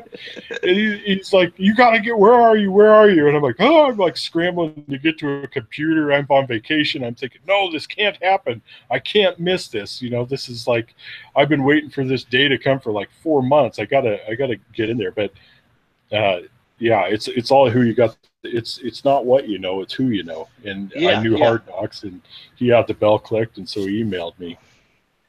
I've been watching Hard Knocks videos. His are kind of funny, you know what I'm saying? Because I think somebody is going to send him a pair of pink panties that will fit him. And I thought about doing that as a joke, but you know what I'm saying? I know he's good buddies with Bruce, and Bruce don't like me. So I was like, well, fuck, I'll just leave Hard Knocks alone. But I watch his come stuff. on. Everybody would appreciate that. A good joke's a good joke. It's like when I sent you those suspenders after your diesel rebuild video. Oh, yeah. Like you're the one that sent an hour and a half or 2 hours of just your crack. And I thought, I have to do something about this. I'm not going to complain in the comments. I'm going to be proactive and send you some suspenders. All right. I thought after I sent them, I thought, I hope he doesn't take this the wrong way. And then I said, no, it was a joke later, and you thought it, and I thought, okay, this guy's got a sense of humor. No, they're hanging up in the shop. I'll wear them in a video just for you. Tell Timmy that I read the comments. You know, that his phone runs from 5 a.m. to 1 a.m. That's Keith. Man, he's like, that's Keith. Yeah, Keith. You're like me, dude. Driving down the road in the truck, I will turn the live stream on, and I can't comment because the truck's so fucking loud, and the speak to text that I use will never pick it up. So I just I watch a lot of them, but I don't comment a lot, you know, because I usually get made fun of because I can't spell or whatever. But that's because the speak to text gets all fucked up. You know what I'm saying? So it is what it is. But I saw that thing with Astro Auto Repair way before like Jay Young and everybody else started freaking out about it. You asked me about it probably a month and a half after I got banned, because I wasn't in the first ban video. My name wasn't one of the ones there on the wall. And you asked me, because I think by video number 2 he had banned me, because that's what he had a problem with, was because I called him out on it and said, you know, I think this is bogus. You know, you owe us more of an explanation than this. And his only response was like, well, you just got to watch the next one. And he eventually got bent out of shape, that I left him a couple other comments on other videos. Nothing even remotely controversial. And I had a pretty good back and forth going with the guy at that point for probably 5 or 6 months. But you asked me like a month and a half after he banned me, hey, I saw you. And I remember at the time I told you, hey, I don't want to talk about it because I don't want to give this guy any publicity. It was obvious from the jump what he was trying to do. And he was creating controversy where there was none. He saw somebody who had, at that point, 75 or 80,000 subs, and he thought, oh, I can build my name off of this guy. Yeah. And well, when I asked you about it, that's what, because I knew you know, that you've commented on all my stuff, and like you had some smart ass comments too, but they all came from a good place. I figured that was just your, there was no malice behind anything I said. I was just so I was joking around. Yeah, I'm like, man, MD Lee gets thrown out of this place. I'm like, I've never, like, he said some shit to me, but I'm like, man, I think it was just a joke. And he's, you know, that was his dry sense of sarcasm or humor. To him, again, the inside thing that you like to do so much. So when you got banned from there, when you came into that one live stream, I asked you about that. And I just thought, man, this dude's barking up the wrong tree here, you know, when you're messing with somebody that knows what the fuck they're doing, and you don't have a fucking clue what the fuck you're doing. You know what I'm saying? So it's like, if you were on equal level, like if this was Eric O'Keefe type argument, then, you know, you're both on the same plateau. You could say, you know, we could, you know, find out who's the best or whatever. You know what I'm saying? But well, I told people for like when I started actually talking about it, it was in my stream, and it's been probably a month and a half ago was the first time I really went into it, and I've gone pretty deep into it and given the backstory on it a couple of times. But the bottom line is, I told people, look, I could go buy a 16-foot box truck and slap a name on the side of it and call myself a mobile mechanic too. so what if I'm just a DIYer? You know, it didn't stop that guy. Yeah, But I wouldn't be stupid enough to call myself an expert on all things automotive. That was his mistake. He just bit off more than he could chew, and then he doubled down on it once people started calling him out, like, "Hey, I think you're, you know, giving out some pretty bogus advice, and what are you doing here, and what are you doing there?" He doubled down on it and said, "Oh, we're going to do top tech videos, and I'm going to challenge all these guys to, a diagnosis contest." He didn't expect that they would say yes. Well, Keith and Eric O, both, because of their interaction with this guy being so negative, they said right off the bat, "Oh yeah, we're down." And then that's when all that band stuff started, and him, spreading all these lies and stuff. He was trying to cover his tracks. Yeah, what that guy reminds me of. You remember Cedric the Entertainer when he was on the Kings of Comedy tour? And he's like, there's always a black guy in your neighborhood that has an old cigarette hanging out his mouth, and he'd be like, "Boy, I'll put a carburetor on there for you. Let me look at that. What is that? You need a carburetor for the joke is, you don't. That's not going to cost you. That's not going to cost you $400. So and so down the street do that for $25. Yeah, and he's got he's an old black man. Boy, let me tell you, I'll put a carburetor on there for you. You know, that's what that guy reminds me of. So I'm just like, dude, what the fuck? Man. Well, and Keith and I have had this discussion numerous times, and I mean, Keith's got pretty strong opinions on this one. But I've told him before. Look, the comments, the videos that I watched of that guy's videos before, I was able to glean some good information out of them. For stuff like changing brakes, changing struts.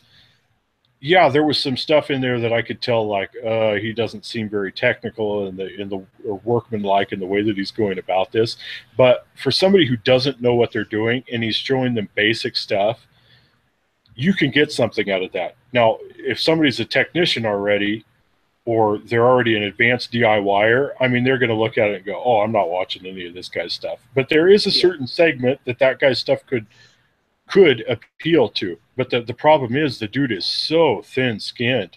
I mean, he can't take anything. The guy is just horribly, horribly insecure. And that's a recipe for disaster, because YouTube's not the place. You're going to get exposed real quick if you start calling yourself an expert.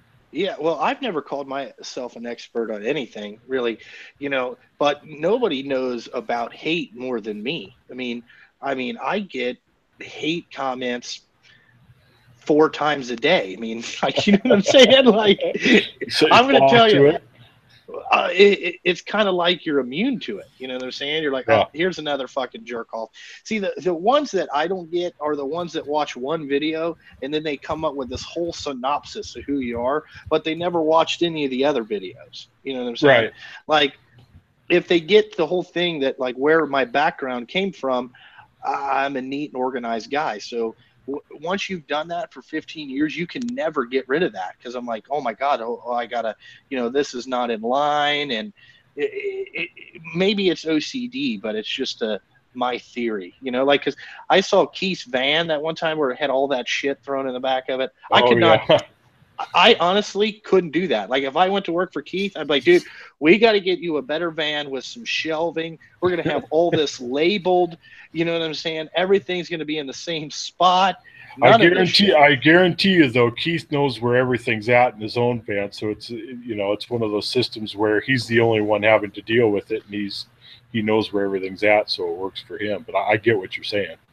Yeah, where, like, if I went in there one day, I'd be like, "What the?" I'd be like, "Keith, we could be so much more efficient if we just worked on this here a little bit. Yeah, like, give me 5 hours to let me figure out a plan here." Where did you see his van video? Which was it? It was on one of the Eric O. It was South Main Auto when they were at the Eric O. meetup here in Cincinnati. Oh, right. Okay. And they were with Humble Mechanic out in I guess they were staying at the fucking RV park. Disgruntled Mechanic and Scanner Danner, I think. Yes, and then they showed Keith's van where he didn't want to be on camera, but it was like this and it just had all this shit shoved back of it. I'm like, who needs this many fucking scanners? Fuck. Well, he pulled one of his Keith says in the comment section that was a rental. Keith won't do. The reason I ask you that is because I have pestered him for months to do. He won't do a toolbox tour video, which I get. That's not really what he's dealing with all the time. But No. he doesn't want to do a van tour. Well, probably doesn't want people knowing exactly what's in the back of his van, because you start running some of the numbers on that.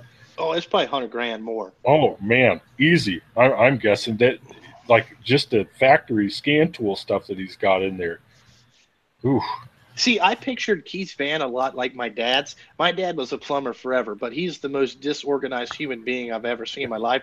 Where in the passenger seat, there would be 158 coffee cups stacked yay high, because he's never cleaned it out, right? Uh-huh. And he drinks 5 cups a day probably from Dunkin' Donuts, because I know Keith likes the Dunkin' Donuts. So I'll just give you a little synopsis. It's a whole bunch of shit in the back stacked on top of each other, like where if you need one scanner, you got to move 5 to get one out. Right. And the passenger seat is filled with coffee cups, fast food restaurants, and phone chargers that don't work because he's too lazy or doesn't have time to throw them the fuck away. And there's just shit everywhere. No hate, Keith. I'm not trying to hate on you, but that's what I think the van looks like. We had a friend growing up. I grew up working in construction. I did that from, like, 4 or 5 years old up until the time I was 22, and we had a plumber exactly like that. He had like a step van, and you couldn't open the doors because coffee cups and Dunkin' Donuts boxes would come tumbling. He was good at what he did, and his organizational system worked for him, but it's like, stuff would start rolling out of there if you tried to open the door wrong. Yeah, that's that's how my dad was. He was a great plumber, and I just figured that's what Keith's van looked like. You know what I'm saying? Like, just a whole bunch of shit piled up over there. Like, and nobody, because I'm sure he does a lot of his work by himself, and he just goes from dealership to dealership. Right. I'm assuming that's what he does. So he's probably in that van all day long, and the back seat, or his seat's the only one reclines because he takes a nap in there every once in a while or whatever. But yeah, Keith works. He's said this. He works 5 a.m. to 1 a.m. pretty much.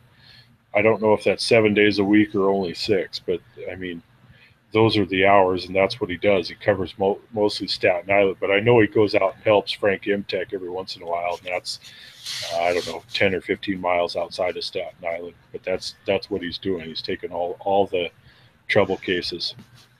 Yeah, no, I'm just, I mean, I don't know about that type of auto repair. There is a guy in Cincinnati that does that, like in diesel stuff. 6 days a week, he says. Oh, okay, 6 days a week. So does he take off Sunday, I guess? Yep. Okay. He gets 1 day to sleep, I guess. 1 day. Oh, okay. Man. Dude, that's got to be. But if he's charging headhunter prices, I would probably go do it too. I mean, there's a dude here in Cincinnati. His name is Burwinkle, and he does a lot of he would be like a Keith type person in the diesel field. Like if there's something that you can't figure out, you call Burwinkle. Like he does a lot of block machining in the truck and stuff like that. Uh-huh. And I mean, he's $300 to $400 an hour, and he gets paid from the time he leaves. Like, let's say he was in Columbus, all right, and that job finished in Columbus, and now you're on the schedule next, and you're in Kentucky.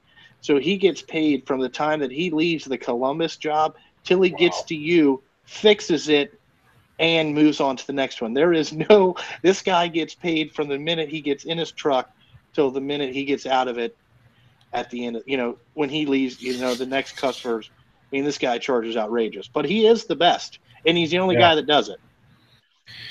Yeah. Hey, if you could get that, I got no problems with that. It's worth it to somebody, obviously. Okay, Grim Reaper asked, what's a headhunter? Well, that is a guy that is, to me, he can do a lot of stuff that nobody wants to do, okay, and he does it in a timely manner, but there might be only 1 or 2 of them within a 500-mile radius. And when you're on a problem, you got to pay what it is for him to come in and fix it. And they charge you outrageous, cutthroat, like headhunter lawyer prices. That's what it is. You know, that's what I consider it. I gotta ask Keith. I guess I could just ask him in the chat. Do you know that guy, Keith? You just know him by name, or you ever talked to him? He seems to know that guy you were talking about. Oh, Burwinkle here in Cincinnati? Yeah, dude. I mean, this guy, I mean, he has a diesel shop, but he does like glider kit stuff. Because when you could buy a glider kit, put an old engine in it, but you need Burwinkle to come and set your computer up for everything for you to start the truck up. You know, anybody I could put it in there, but I would have to call Burwinkle because he has, you know, the factory cat stuff that they got into it, you know, and that's what it is. You know what I'm saying? I think Ken, do you know Ken the Long Guy at all?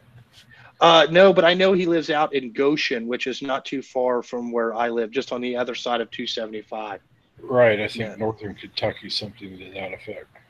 No. Yeah, Keith, he probably was on for a mobile tech. He doesn't, I mean, he's an older guy.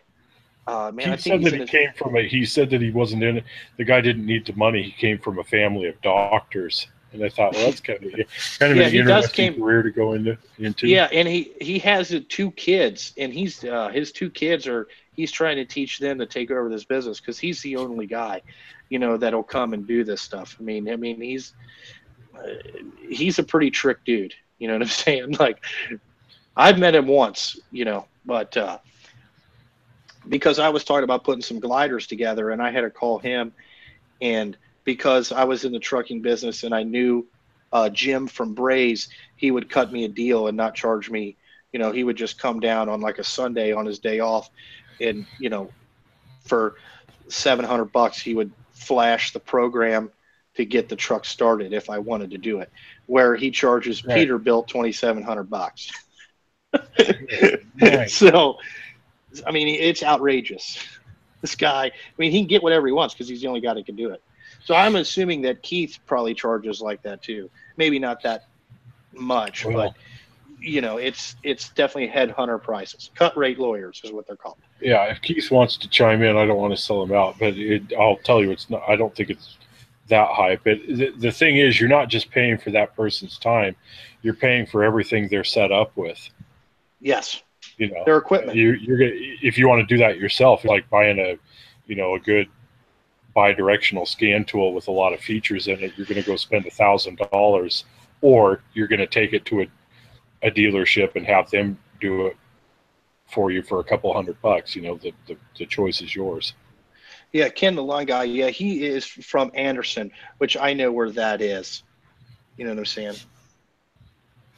See, 135. Oh, okay. So Keith, thanks for 135 for programming and diagnostics, and so 105 an hour just for.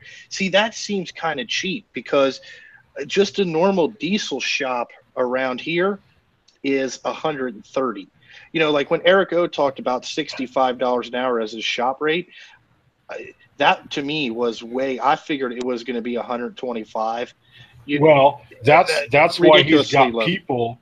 Yeah, that's why he's got people driving 5 or 6 hours. He's having people drive up from Philadelphia and all that. He's said that in a couple of his videos. He had somebody drive up from out of town to have him do a bunch of work on their car. It's cheaper for them to drive up there, get a hotel overnight, car back home the next day than it is to try to get their stuff done in Philadelphia. Keith charges more. He's not a real big Volkswagen fan, by the way. I think who is a Volkswagen fan? Who would want to drive? I mean, Volkswagens. I like Porsches, you know, and that's just, and Lamborghinis are basically just a glorified, you know, Volkswagen, and so is Audi, but I'm sure that they have encrypted codes that, you know, to reprogram them that's the key. You know, because I know that my shop rate when I work on people's truck, I charge $70 an hour, and that's really cheap. You know, that's how I base my rebuilds on. It's $70 an hour, and an out of frame is 65 hours to 70 hours. Just depends if I run any problems. And in frame is 45 hours. So if it takes me less than 45 hours, great. But I always bill 45 hours. That's the book time. Right. Right. You know, that's why I just think I say that because I think Keith, if I'm not mistaken, Keith's next video, one of his next videos he's coming out with is a Volkswagen. It's a Volkswagen.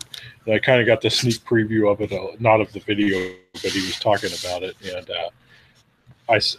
Keith is just, if anybody watches this after the fact and you can't see the chat box, I'm not going to list off all of Keith's prices. You'll have to contact Keith for that. no, But I'm not saying nothing. he's listing off different by domestic, Asian, European.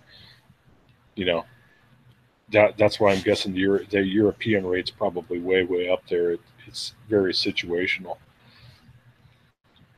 Yeah, Volkswagen Touareg, 89 modules and no comm. I don't even know what that means, but that sounds like I would just start hitting the bat. I would just start hitting the car with bat or Barbzilla. I think I would have to go watch Scotty Kilmer's 4 or 5 minute video on how to fix a car with no comm. Just blow it up, probably have to, I would probably have to go shoot myself after that because 89 modules, no comm. Oh wow, 89 Volkswagen Touareg. See, so I'm not really.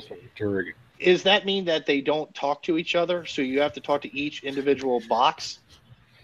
There's no common wire that that says this one's okay. Is that what they mean by no comm? No communication with the computer. He can't get it to talk to a scanner. So he has to go through and eliminate module by module what the problem module is. I'm guessing here, semi-educated guess, he's going to have to go isolate module by module in order to find the correct module he's going to have to unplug or figure out a way around in order to get it to talk to a scanner. You can't talk to anything. It's all about scoping. Yeah, he's going to have to go scope every single module, 89 modules. Oh, my God. I would tell them, if I work on everything except Volkswagens, you're on your own. Good luck, motherfucker. And then I just hang the phone up. Oh, man. He had a video a couple month or two ago with his kid in it, and they were working, I think they were working on a Volkswagen, and he asks his kid in the video, totally unscripted, like, "Where's off that? Oh, that car over there is next. It's a Volkswagen." And the kid, right on cue, goes, worst cars in the world." just like that. Oh, this is classic. Well, that's probably because Keith comes home at, right. He comes home at 1 o'clock in the morning, and it's just downstairs like, motherfucking Volkswagen. from 1 to 5 every day, the 4 hours a day of sleep this kid, he's having PTSD issues, and he's yelling stuff about Volkswagens in his sleep. Yeah, see, I've never worked on Volkswagens.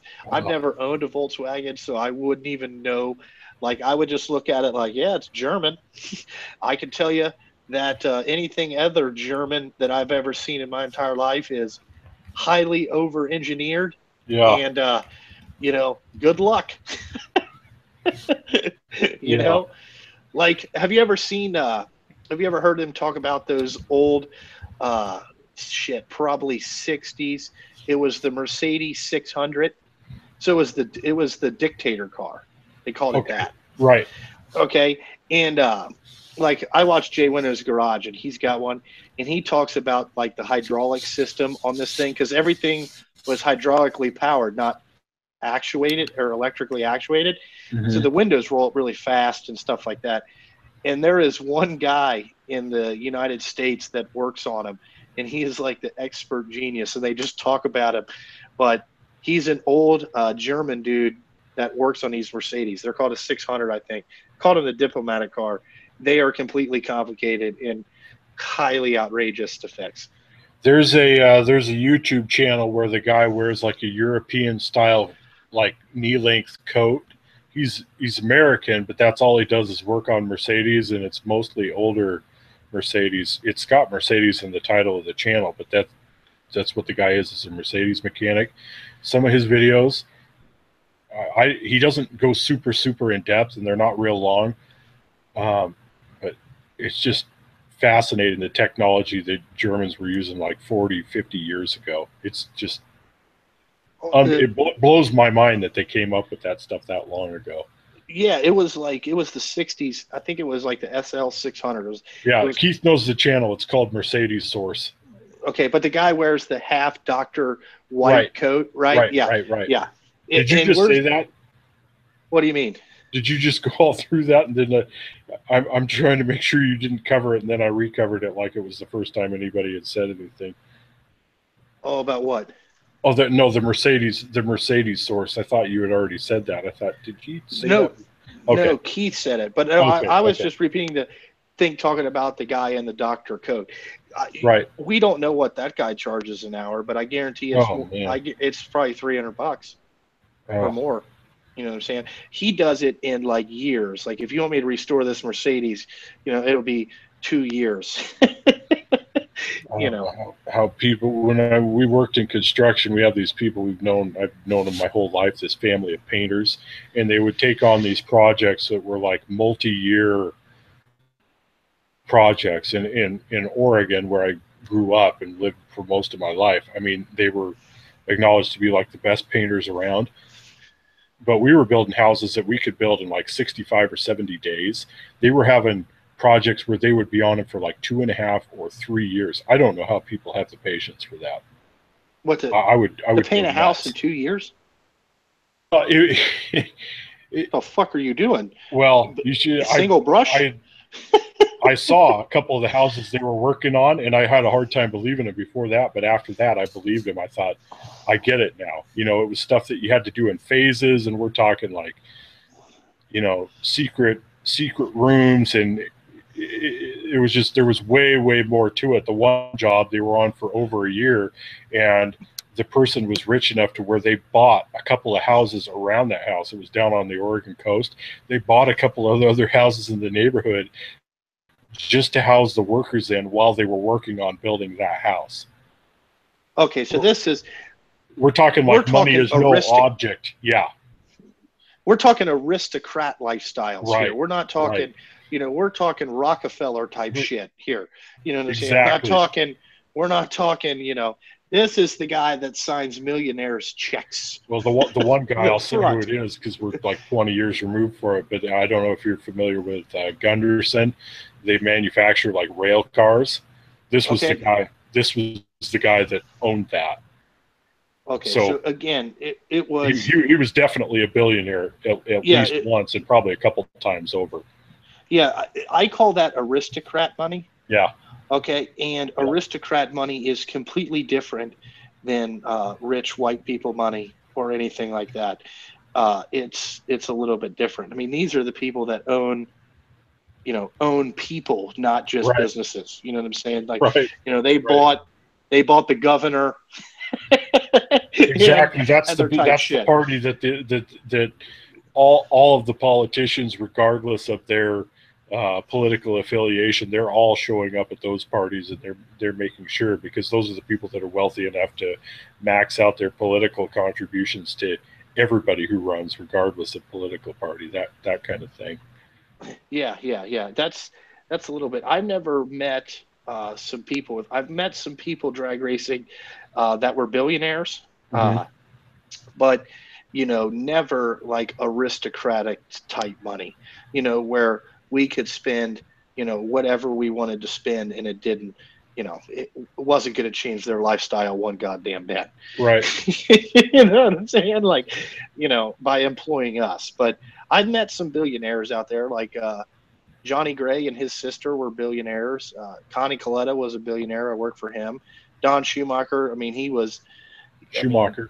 He owned Schumacher Electric. So everything, out of Chicago, you know what I'm saying? There was a lot of rich people that did that, but they were the three biggest ones.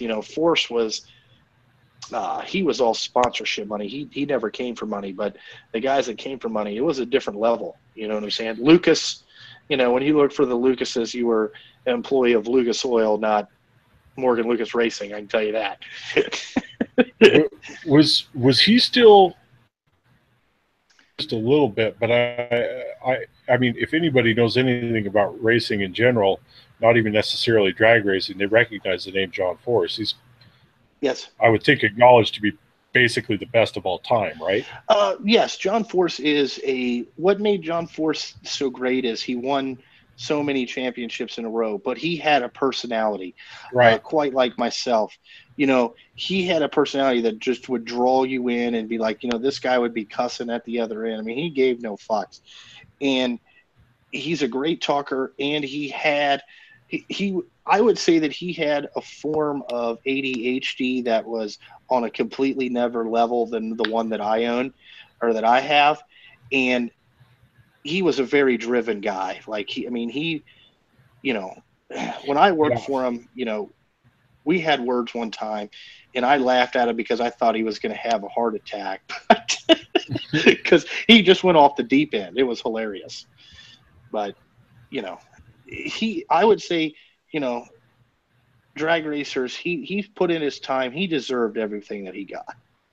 You know, would I say that he's the greatest driver all the time? Probably not, but he definitely was the greatest talker and the greatest money man. He could get money out of anybody. Yeah, he was the greatest personality. He's probably the one who's the people remember the most. I think, doesn't his daughter race now? Oh yeah, two of them. Yeah, three of them did. His oldest daughter's had a baby, and then my good friend actually dates Brittany. She drives the dragster, and then Graham Rahal, and he is married to Courtney, the youngest one. Oh, okay. There's two people that are rich. Bobby Rahal's kids? Yeah, that's Bobby Rahal's kid, Graham. Yeah. Okay. And I'm going to tell you, you want to talk about a silver spoon motherfucker? That's Graham Rahal. This motherfucker has never had a goddamn job. I mean, when I worked at Forces, he had a 458 special that he came rolling into the shop one day in. We went to testing over at the racetrack. He showed up in an F40 one day, and like, you know, me being me, right? So we were in the trailer, and I asked him, I said, hey, have you ever worked in your life? And he goes, what the fuck you mean? And he kind of looked at me. I was like, dude, what's that? Yeah. I was like, have you worked? He's like, well, dude, I drive a race car. I said, that's not work. Okay. Work is being up till 4 o'clock in the morning. Like, let's just say, I said, Graham, if you go out there, right, and you wreck the motherfucker, right, do you take off your helmet, throw it in the seat, walk back to the trailer and be like, oh, fuck, I wrecked it, and go off and eat dinner? Or do you work and fix it? And he said, well, that's not my job. I'm the driver. I said, okay, well, then you've never worked. Okay, period. You've never worked a day in your life. You know what I'm saying? We're talking about two totally different things. Work and being a race car driver those do not go together. Okay. Yeah. You know, he's like, well, I'd like to drive a Formula One car one day. I'm like, yeah, you're not even on that level. You haven't won an IndyCar race, and you think you're going to beat Lewis Hamilton and Sebastian Vettel and Fernando Alonso? You're fucking high as shit. You know, he was definitely a silver spoon motherfucker, because I mean, he had all these high dollar cars, and I'm like, God damn, you know, I'm like, dude, you have no, you know, you've never worked a day in your life, you know? Yeah. People like that, they just can't even conceive of it. Keith, I think, is claiming that I have a booger, but that's not a booger, Keith. That's nose hair. You got me all excited. I was looking and it. Shit, what time is it? Oh, yeah, fuck, I'm about ready to go to bed too. You got any parting words? Me? No. Hey, it was fun coming on here, MB Lee, and talking to you. It was definitely interesting. I feel like I could vent more on this channel and maybe open up more than what I normally would on my channel. But anytime you want to talk to me, you know, and I'm free. You know what I'm saying? Right on, man. I know you're trying to stay kind of above the fray on a lot of the stuff that's going on. And I appreciate that. Well, it's like Eric O not addressing this stuff on his channel. You don't want to pollute your own channel with negativity, and not that you would pollute my channel with negativity. I'm not saying that. I'm saying you're trying to stay on track and know what you're here for. No, I mean, I could talk about some other things that have really pissed me off. But I choose not to do that on my own channel. But if people ask me questions, I would be more than willing to elaborate, on a future Yeah. MD Lead live chat or live Okay. stream. If you want to ask me questions about what's going on and you want some, Well, I would, maybe. in that situation, we probably will do that based on the feedback I'm seeing here, but I would probably let that be chat box driven, because I would kind of like to play the Tom role, the frugal prepper role, if anything. But I get what you're doing. I get what you're saying. We will do that at some point. Not Yeah, in like the I don't want to distant be, future. I don't want to have like a head-to-head, like Right. super drama thing. But if people in the comment section ask me questions, I will answer them to the best of my knowledge. Yeah. And I don't want to have it where one person feels like they could come on here and just attack somebody else. Yeah. It's not what we're doing here. Well, and the other thing is, it's important to note, I know what you're talking about, and I think everybody in the chat box is picking up on this too, for the most part. But there's everybody's got their story, and everybody's got their viewpoint on what goes on. But if you're willing to answer questions and people want to ask questions, I don't think there's anything inherently wrong with that by any means. So No, if people ask, like why I stopped to being on some channels or anything like yeah, that, okay, we can answer that, and I will give you a full, yeah, of what I've learned, okay, doing this YouTube stuff, because you open yourself up to, you get to know a little bit people, and you get to know their tendencies, and you can kind of see it even when they release videos. There's a lot of ups and downs, and that stuff comes from, other things. right. I get. This is insider language happening here, and I know exactly what you're at, but I'll kind of leave it there. Also, one last question. Oso has asked this about 6 times. He's asking why you have never replied to his comments. And before you answer, let me just say this: I think that your technique that you use, you cut it off at 24 hours or 48 hours. 24 hours. If it's within 24 hours of the video release, you almost always reply to comments. After Yes. that, you drop it. Okay. Well, okay. He has 2 questions here, so I want to answer both these because we're going to get into this. So, also the reason that I didn't answer, I've read your comments, and I felt like a lot of yours were like a troll comment, and you were trying to get me pissed off. You were right, by the way. That's what Oso is, but that's his appeal. Okay, you know what I'm saying? That's okay. That's why I haven't answered a lot of your comments. If you ask me a real question, I'll answer it. Now, as far as why did Eddie get banned from the group, both groups, it's because he was promoting his YouTube channel on our pages without our permission. Okay, and there is a secret rule that if you post something and it gets deleted once, that's one warning. If you post another thing, okay, and it gets deleted by any of the administrators or whatever, that's your second warning without us saying anything. And your third strike, you're out. That's why it is. If you're on somebody's Facebook group, it is not.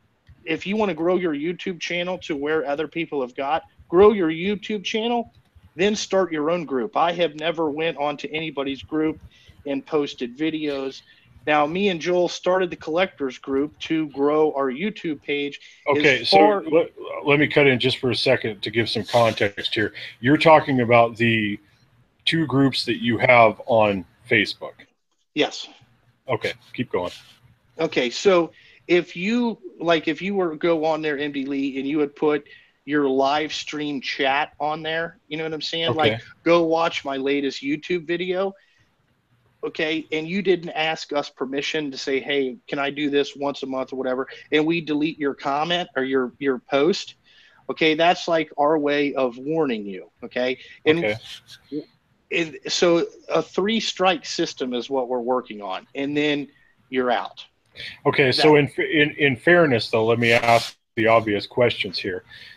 Is that like you say that's a policy, but is everybody aware of this, or is this kind of like, hey, you need to catch the drift? And also, is that a you thing, or is that a you and Joel It's a me and Joel thing. And a lot of the moderators will already be on it before we even get it.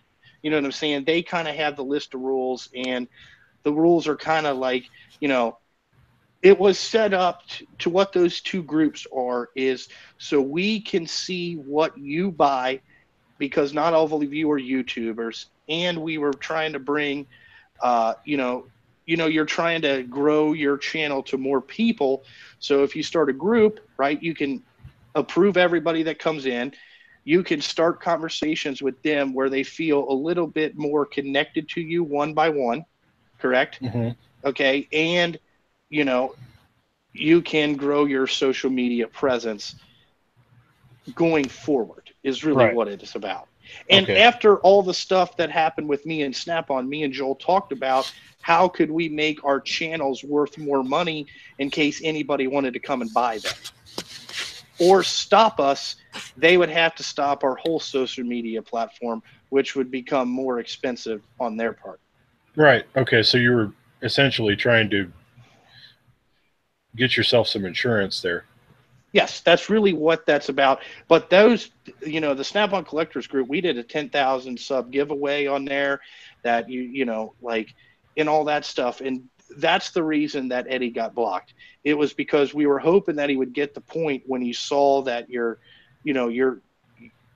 thing got deleted. It was kind of like a warning, like, hey, you never want to sound like an asshole. Like, hey, dude, you got to quit this. You know what I'm saying? This is not what this is set up for. If you want to show your toolbox and what you bought this week, that's okay, just like everybody else does, and they don't get blocked. Right. And we've had some moderator issues where they're kind of been oversensitive.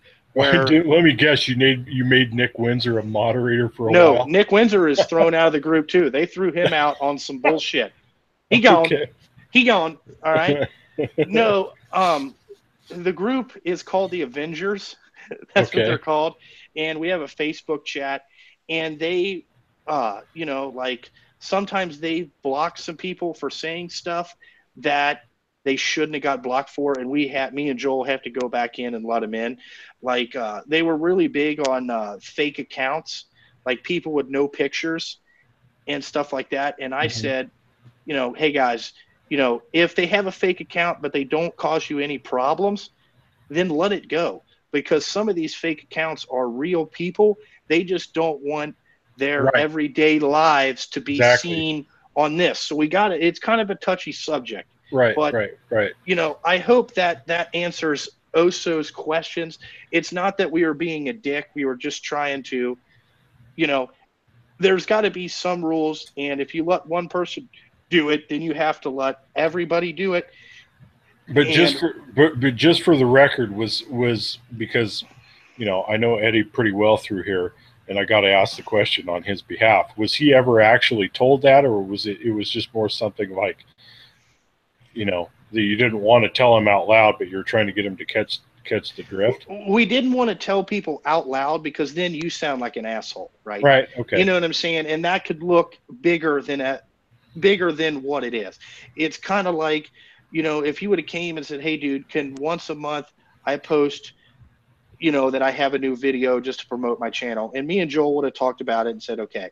But, he got kicked off the collectors group, then he got on my group, and I let one go, and then I was like, man, this dude, okay. And then I deleted one, and then he put another one up, and I deleted that one, and then I was like, okay, we're just gonna have to 3-strike it. You know what I'm saying?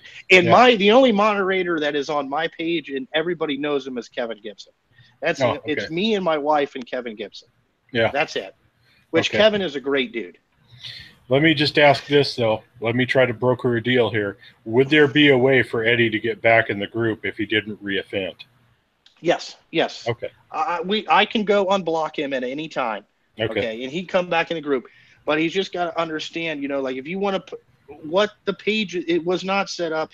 It was set up that me and Joel could do that stuff, because that's what, you're trying to promote your own stuff. That's fair. And MD Lee, to be honest with you, there's been a lot of other groups that have started Okay. Yeah. And they've copied what we were doing, but they don't have the success because they don't have a way to promote it through their YouTube page. Like I told anybody else, I started with nothing, like I'm all for helping you out and giving you advice, but don't jump on, don't try to grow your thing Right. off of my thing. There's got to be a limit to the bandwagoning, or else it'll kind of dilute what you're trying to accomplish. That's What you're understandable. Do you understand what I'm saying? And it's kind of like, why do you want to, put, it's not that we're being a dick. It's just that you have to limit what goes on, because with 11,000 people, it could get way out of control where there is, where it became a free for all, and you're kind of, you don't want anybody to have their feelings get hurt or whatever. I understand the touchy nature of that. And, me and Joel have talked about it before about how we were going to handle it. And, Andrew, the mechanic, does it because he wrote a post to Joel and asked if he could promote his Facebook page off of our group. And he would not do like every 3 days plaster something. And I said, okay. Right. And I said, okay, he came to us like a man and he asked the question. He didn't just think it was a fucking free for all, Yeah. There's got to be a little bit of respect. Yeah, I get where you're coming from. You can't you have to put some constraints on things. That's understandable. But at least there is a way for him to for Eddie to eventually re-enter society, so to speak. He's not on he didn't get a life sentence. No. And I've had to unblock some people that the moderators have blocked. And a lot of times, like during the day, like I'll wake up to 58 moderator questions, and it's like, Right. holy fuck. Right. You know what I'm saying? Because we got them all over. So they're all in different time zones, so they can watch. As much of an issue as YouTube is, I mean, I could see Facebook just getting infinitely more complicated with that, because they're, like you said, I mean, if somebody's actually in their real account, then that's a rabbit hole in and of itself. You know everything about every aspect of their life. At least with YouTube, there's some relative anonymity in the whole thing. Yeah, and see, here's another thing. When we first started the collectors group, everybody requested to be friends with me and Joel on our personal Facebook pages. Right. And it was hard because you wanted to approve the people to say that you're not a dick, but there has to be some limit that says this is my social media page where you can contact me, Right. and this is my friends and family page where that it becomes the more you open yourself up, the more that I understand why these celebrities hate paparazzi. I fucking get it. Because they're always, you don't know if you go outside to take a piss, there's going to be a guy with 58 cameras fucking taking a picture of you. So you're just. I get what you're talking about, because I was a moderator of a group on Facebook for years where it was a buddy's group, but he didn't want to do anything with it, so he let me take it over. And I had like 150,000 people in the group, and I just thought, no thanks, but no thanks. This isn't worth it. And it wasn't. I probably could have monetized it if I'd been more entrepreneurial minded about the whole thing, but I just thought, if this is a way to earn money, I'm not interested. I'd rather go back to construction and work ditches if I was faced with that choice. It's just not worth it. And I'm going to tell you guys, like, running a business, okay, dealing with the employees and all the shit that I got to deal with, and then feel obligated to put out maybe 3 videos a week, which I try very hard to do because I know that some people really enjoy watching them. And then we're doing stuff on Facebook. I got my own group. I got my Patreon account that I'm trying to take care of. I got this, and, I got the Instagram group where, all that stuff. I need a social media fucking coordinator because it became way overwhelming pretty quick. And you know what I'm saying? But yeah, I get it. As far as Eddie goes, yeah, he can be back in, but we were hoping that he would get the hint without yeah. And I can not to state his case or your case or anyone's case, but I mean, at least there's at least there'll be some more clarity if somebody refers him to this part of the video, which hopefully they will. So, okay, it's not like there's any hard feelings. You're just you got to draw the line with everybody. And unfortunately, even if it's one of the 15 or 20 people who you're more well aware of, it's the other 10,000 people that you're forced to rule on the 15 or 20 for. So, yes, just like in like a big event, you're the cop, one cop and 20,000 people. Now, right. Are you going to run into the people fighting, or are you going to grab the straggler outside that's running his mouth real quick and make a statement? Well, they're going to grab the one person that's making that's making a scene, right? And then hopefully everybody else will get in line. Yeah. Basically that's how you got to kind of police it. Yes, the person, but you don't want to say nothing just to be like a dick.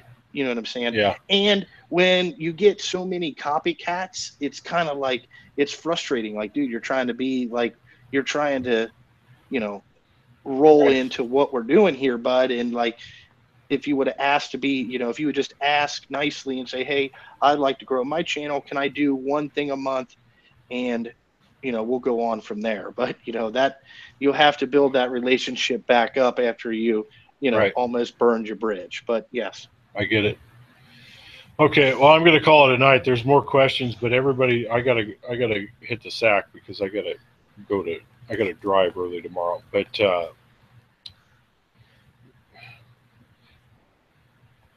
you call it good there? Are you okay with that if we end it there? Hey, I'm great. If you want to do this again, just get a hold of me, and I'm sure that your inside group would, you know what I'm saying? No, okay, tell Oso no. Harbor Freight sucks. Okay. You know what I'm saying? We'll if they would like to, ask me questions about other things that are going on, I will be glad to give my opinion or my thought process on it. Right. Okay. Fair enough. But I don't want to be set up to be attacked because I don't want to do that. No, I won't do that. And if anybody else wants to eventually give out their side of it, I will offer them as well, just not a joint forum. It's more like, if you need your time to get your part out there, then eventually they can have the same offer, and they'll, I'll use the same rules with them. That's fine. Yeah, that's totally fine. And if you want to talk to me about the rules, I will tell that's no big deal. Okay. But I think it would be a good, to kind of understand everything that's going on. Like I said, I'm an open book. Yeah. Okay. What you see is what you get. All right, I'm going to end it there, but you guys, I'll stop the broadcast, but we are going to do this again at some point. I'll probably try to put up some advance notice. Junkie and I will be in contact about this, but remember this, you guys, 61006, never forget, win if you can, lose if you must, but no matter what, always cheat.